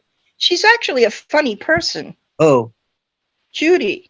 you know what? In person, she's a little bit standoffish, or at least in that narrow window where I met her. She's Uh-huh. a little bit. You know what? Yeah. Okay. But if you notice, you have Judge and you have Sharon, and they are always different demographics, different genders, or almost so. Not necessarily different genders, different races. You never have a bailiff and judge of the same age. Not on the court case. Yeah, I watched. I haven't watched for the last year or two, but I used to watch People's Court and Mathis and Judge Judy. Judge Judy was Mm-hmm. with repeats in San Francisco. They had 5 half hours a day on the air. I used to watch almost all of it. My dad used to come home from teaching and watch Wapner on the TV, take a nap, and then go to his next job. And in addition to People's Court and Judge Mathis, Yeah, another show ending this at the end of this season is Rachel Ray. You could cook while you're watching People's Court. there you go. Rachel is ending her show after 17 seasons. I didn't realize she was on the air that long. Yeah. But it seems to me that it's like 2 years of shows ending, right? They had Ellen DeGeneres ended her show, Wendy Williams ended her show. Thank God that Dr. Phil ended his show, Dr. Oz is ending his show, The Real is said to be ending their show within the next 12 months. Are they ending it or within the next 12 months? Rachel's show has been nominated for 37 daytime Emmys, winning for Outstanding Talk Show Host 3 times. Yeah, I think it's just that we're aware of it because it fits into what we're doing now. But I'm guessing every year there are. Yeah, and then she never stopped production even during the pandemic where she did the show with her husband from their upstate New York house. So, yeah. So I guess we'll find out what her next step is. All right, well, onward to, we always like to honor fallen police officers. This time our fallen police officer is a canine. So we can mix our animal story with being a dutiful police officer. Canine Gomez, who was a German Shepherd. You know what? He actually had, in some cases where we find stories about animals, they don't really have a profile, but this one did. It was actually pretty interesting. It's not very long, but it's pretty cool. There was a Girl Scout, and she wanted to earn like one of these top medals for being a Girl Scout. So she had a project to donate a canine to the Liberty Hill Police Department. So, I have it here in my notes that she wanted to earn the Gold Award through the Girl Scouts of America. She decided she would train and donate a canine, and she was with the senior member of Troop 40101. She learned how to train and handle a drug detector dog, and she actually trained along with other police officers. That's pretty damn cool, Mark. So with the help of Brad Lingam, owner of the Pace Setter Canine in Liberty Hill, she learned how to lead a dog to search a room and a car for narcotics, and has learned several check commands. She also learned how to search an open field, how to lead a dog to search for bombs, and what it's like to be attacked by a canine. The dog became an officer with the Collier County Sheriff's Office Canine Unit, worked with deputies as certified narcotics and patrol canine for 8 years. And K9 Gomez was responsible for several captures and narcotic seizures that led directly to arrests. Additionally, he played key roles in many SWAT, vice, and narcotic bureaus. I'm going to say good job, Jillian and Officer K9 Gomez. Okay, that's worthy of recognition. So that brings us to an adoption of a semi-new feature, Sharon. Yeah, I came up with this idea.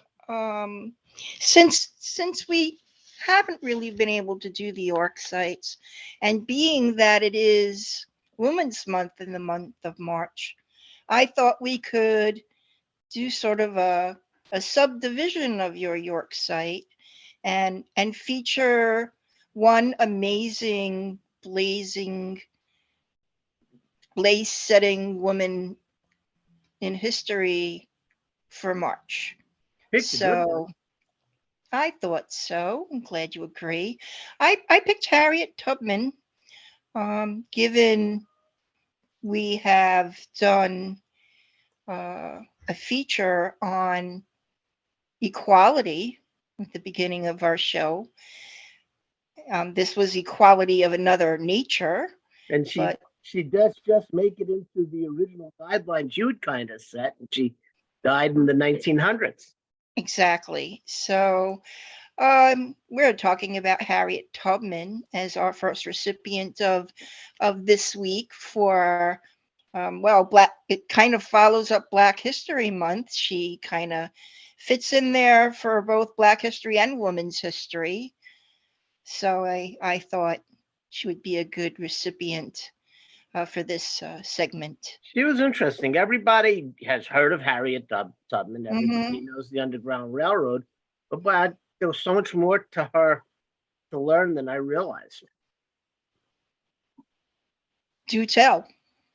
Well, I mean, in addition to helping rescue dozens and dozens of slaves, she actually fought in the Civil War. Mm-hmm. Then she went on to work with people like Susan B. Anthony to get women the right to vote. Yeah, that actually that was something that, we learned about her in school, but when I picked that up, I was like, really? Yeah, so what struck you the most? I think the fact that she worked for the Union Army, first as a cook and then a nurse, and then somehow became a spy. She became a scout and a spy. And she actually engaged in battle. Yeah. She guided the raid. She had to fight for it, but eventually got a soldier's pension. Yeah, she guided the raid at Combahee Ferry, which liberated more than 700 enslaved people. And she actually got to own her own home. That's right. After the war, she was able to purchase a home in Auburn, New York. How about that? I was surprised that, going back to the original slavery days, that, and I guess this was as slavery was starting to, there were many Blacks who were able to earn and buy their freedom. Yeah. But I was also stunned to learn that there were actually some free Blacks who purchased slaves. Now, sometimes they were being purchased in order to free them, but that did not seem to be always the case. Right. You know what? I mean, even back to, like, did you ever see Roots? I started to watch it. Yeah. And as I got through the first 2 episodes, I think it was on Amazon Prime. It left Amazon Prime that month. So I have never finished it. Well, I think it's back actually, but and it's a long time since I've seen it. But there's always this Chicken George, and there's always that one. That was Ben Green, right? Chicken George? Yeah, it was. Yeah. He was a favorite guest of mine. Yeah. It's interesting how it comes out the people that you've met and interviewed. She was born into slavery, and she escaped to Philadelphia. And history records that she rescued approximately 70 similarly enslaved people, including family and friends. So that makes sense. You'd want to And wasn't rescue. it was like 15 or 20 different trips that she made back down into the South? Oh, yes. I mean, So the it was first very trip, dangerous. yeah, the first trip was, friends and family. That makes sense.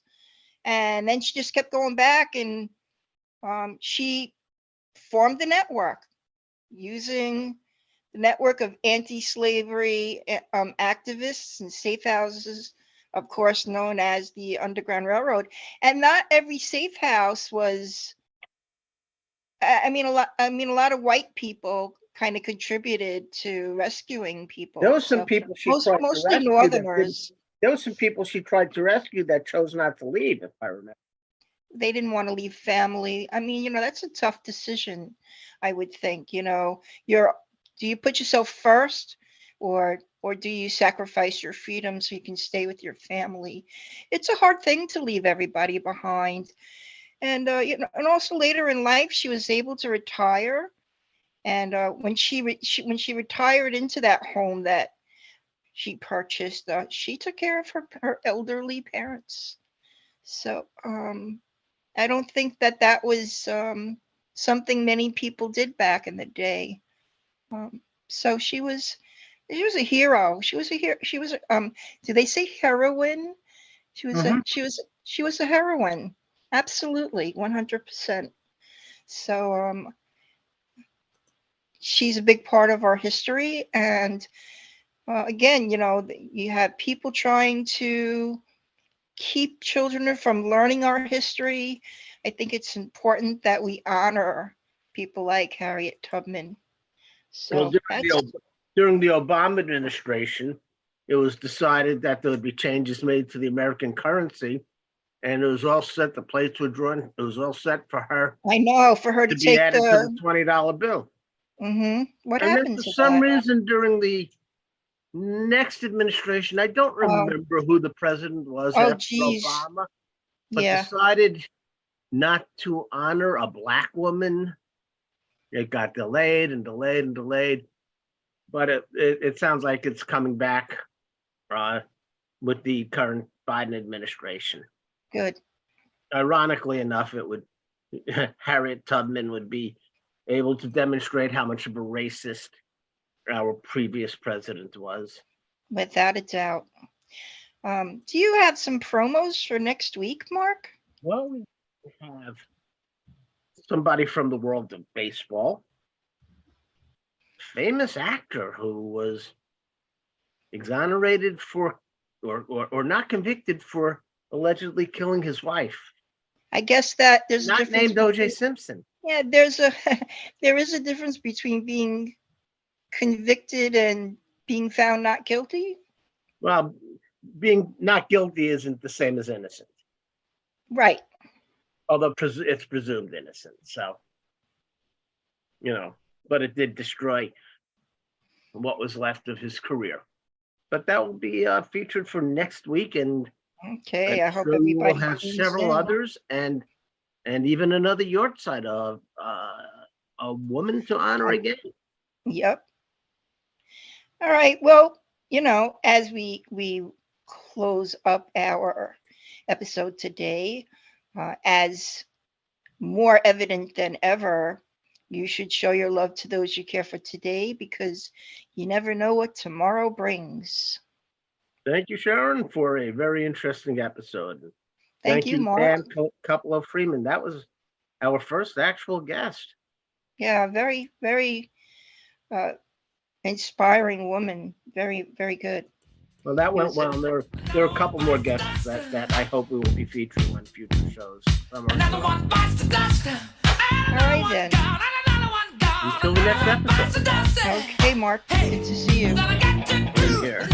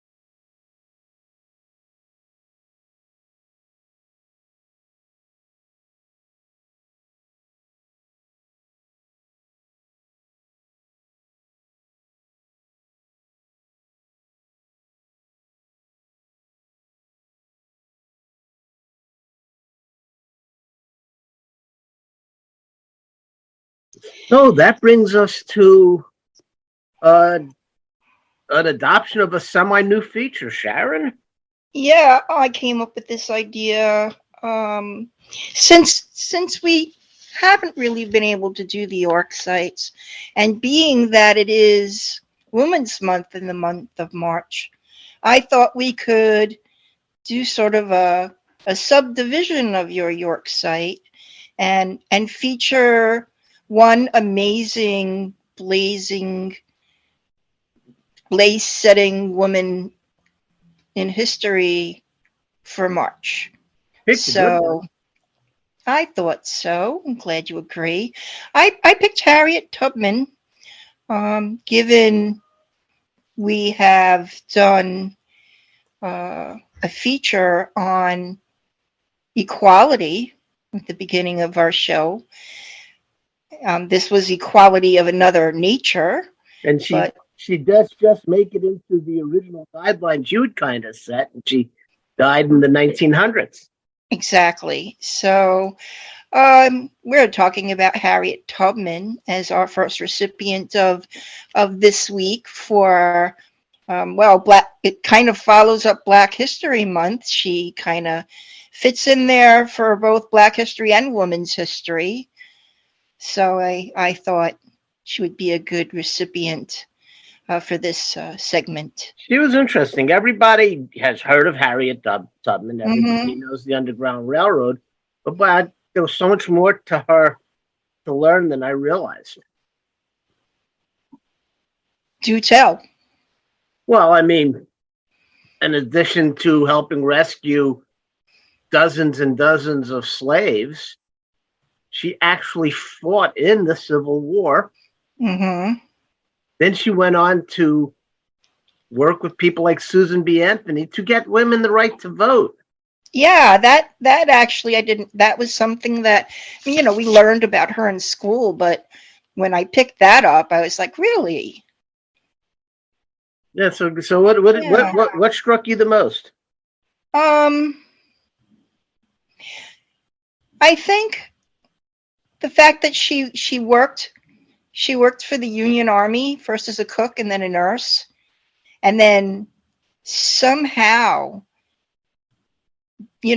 became a spy. She became a scout and a spy. And she actually engaged in battle. Yeah. She guided the raid. She had to fight for it, but eventually got a soldier's pension. Yeah, she guided the raid at Combahee Ferry, which liberated more than 700 enslaved people. And she actually got to own her own home. That's right. After the war, she was able to purchase a home in Auburn, New York. How about that? I was surprised that, going back to the original slavery days, that, and I guess this was as slavery was starting to, there were many blacks who were able to earn and buy their freedom. Yeah. But I was also stunned to learn that there were actually some free blacks who purchased slaves. Now, sometimes they were being purchased in order to free them, but that did not seem to be always the case. Right. You know what? I mean, even back to, like, did you ever see Roots? I started to watch it. Yeah. And as I got through the first 2 episodes, I think it was on Amazon Prime. It left Amazon Prime that month. So I had never finished it. Well, I think it's back actually, but and it's a long time since I've seen it. But there's always this Chicken George, and there's always that one. That was Ben Green, right? Chicken George? Yeah, it was. Yeah. He was a favorite guest of mine. Yeah. It's interesting how it comes out the people that you've met and interviewed.